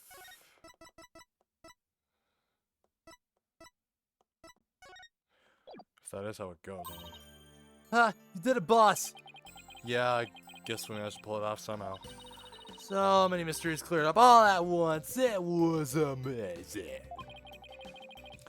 It just sort of worked out that way, didn't it? Well, that's not the kind of thing that usually just works out. You made it happen. And the way that mean old prosecutor hightailed it out here, oh, that was great. Mr. Wright, Cena, thank you for everything you did for me. I'm so happy for you, Junie. Now you can go back home to the forest in peace. I hope the both of you will come again and visit me there sometime. Why did I say again? That'd be nice. Thank you for the invitation. I don't know, Mr. Wright. I'm not so sure you can make it all the way up to Junie's house. How high up do you live again, Junie?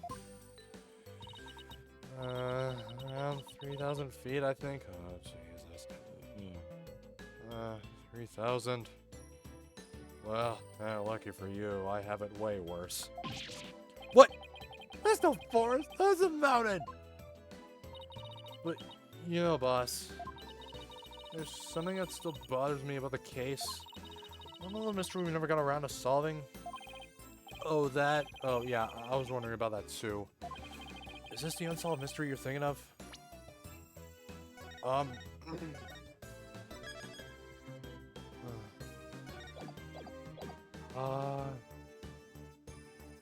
Wait, it's my...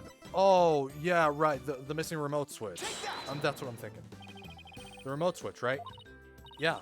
I wonder where it disappeared to. Maybe Mr. Tony just got rid of it somewhere? Yeah, it is a pretty big thing to leave unsolved, though. Well, let's leave it up to the police to find. For now, we should be celebrating our not guilty verdict. I guess you're right. Hey, I know. Oh, Junie, shall we go report the good news? You know, to that certain someone. Okay. Huh? Her grandmother? No, silly, to Apollo! Oh, right. Well, why don't we all go to the hospital together to see him? A great idea. I bet he's bored out of his mind. Okay. And so, the courtroom bombing case came to a close. But the next trial was just over the horizon. There's never a dull moment with so many lawyers in the office. That's for sure. Apollo Justice, Athena Sykes, and me, Phoenix Ray. Between the three of us, there's no case we can't solve. When our powers combine, we're an unstoppable team.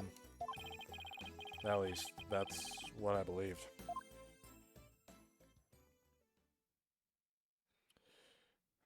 Yeah, whatever. But all that changed with what Apollo said to us that day. It was something that would put my faith in us to the ultimate test.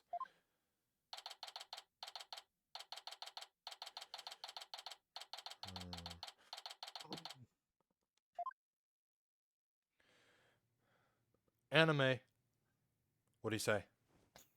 Sorry, but I'll be taking a leave of absence. Oh? Wait, what do you mean by a leave? Leaving? Can you at least give me a reason why?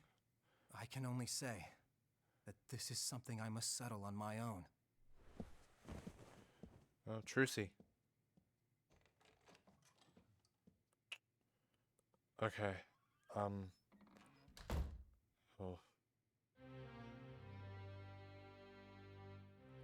And then... Santa. Oh, why, Apollo? Why are you shutting us out? No, there has to be a reason for it, of course. I'm sure we'll find out in due time. What happened to you, Apollo? Ever since you put that jacket on, you've changed.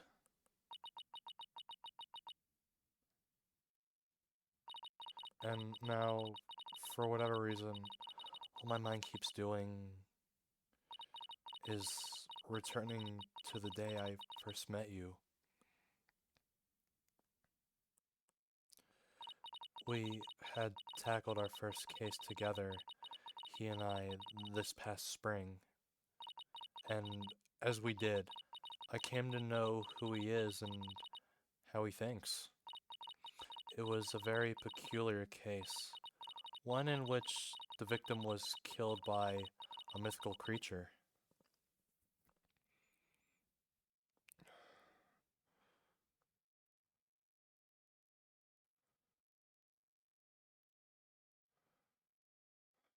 Right.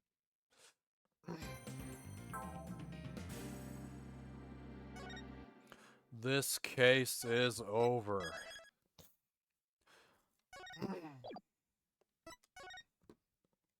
No, I need to see all the cases. Just let me see them. Dual Destinies. Alright. Turnabout countdown. And this, the monstrous turnabout. Turnabout Academy. God. Turnabout for tomorrow. Turnabout reclaimed. Oh hey, Pearl.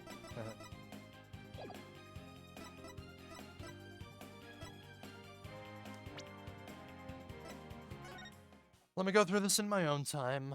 Of course. Shall I be back with us tomorrow? Maybe. We'll see. But for now, that'll do. That'll do. So now for the raid portion of the stream. I'm running 1080 on a 1440p monitor, but whatever. Less strain on the whatever. Less strain on it. Shut.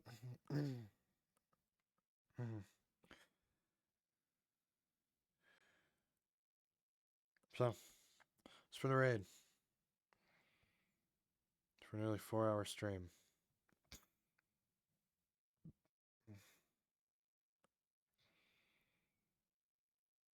I'm thinking.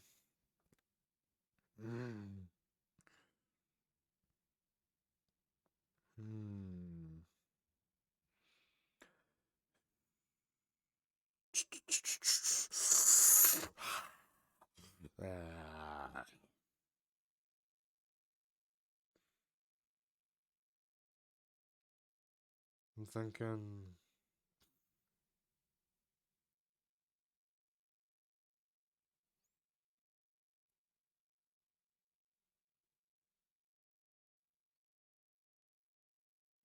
My boy Corgi.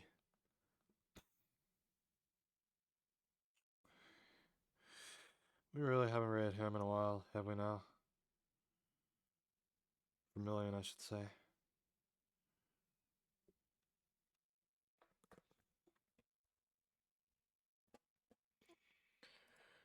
Got this damn shit off my screen. You want to show V some support? Give the man a follow. Give the dog a follow, I should say. Spread the love, then yeah.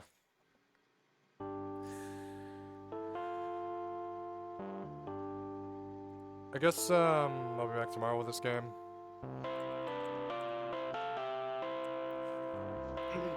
V is currently playing Warframe at the moment. Again, show him some support if you want to. You know how it is. I shall go on. I'll keep streaming. That's what I love doing. I don't give a fuck what anyone says. This is who I am. Anyways, thanks for hanging out. And a big cheers to you for watching. Well, good night. That power is yet unknown.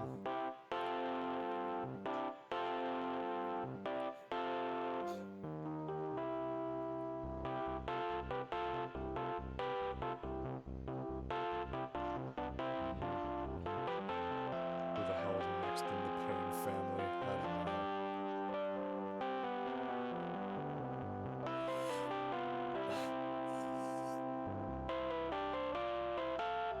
Side on Payne, I don't know. Well, anyways.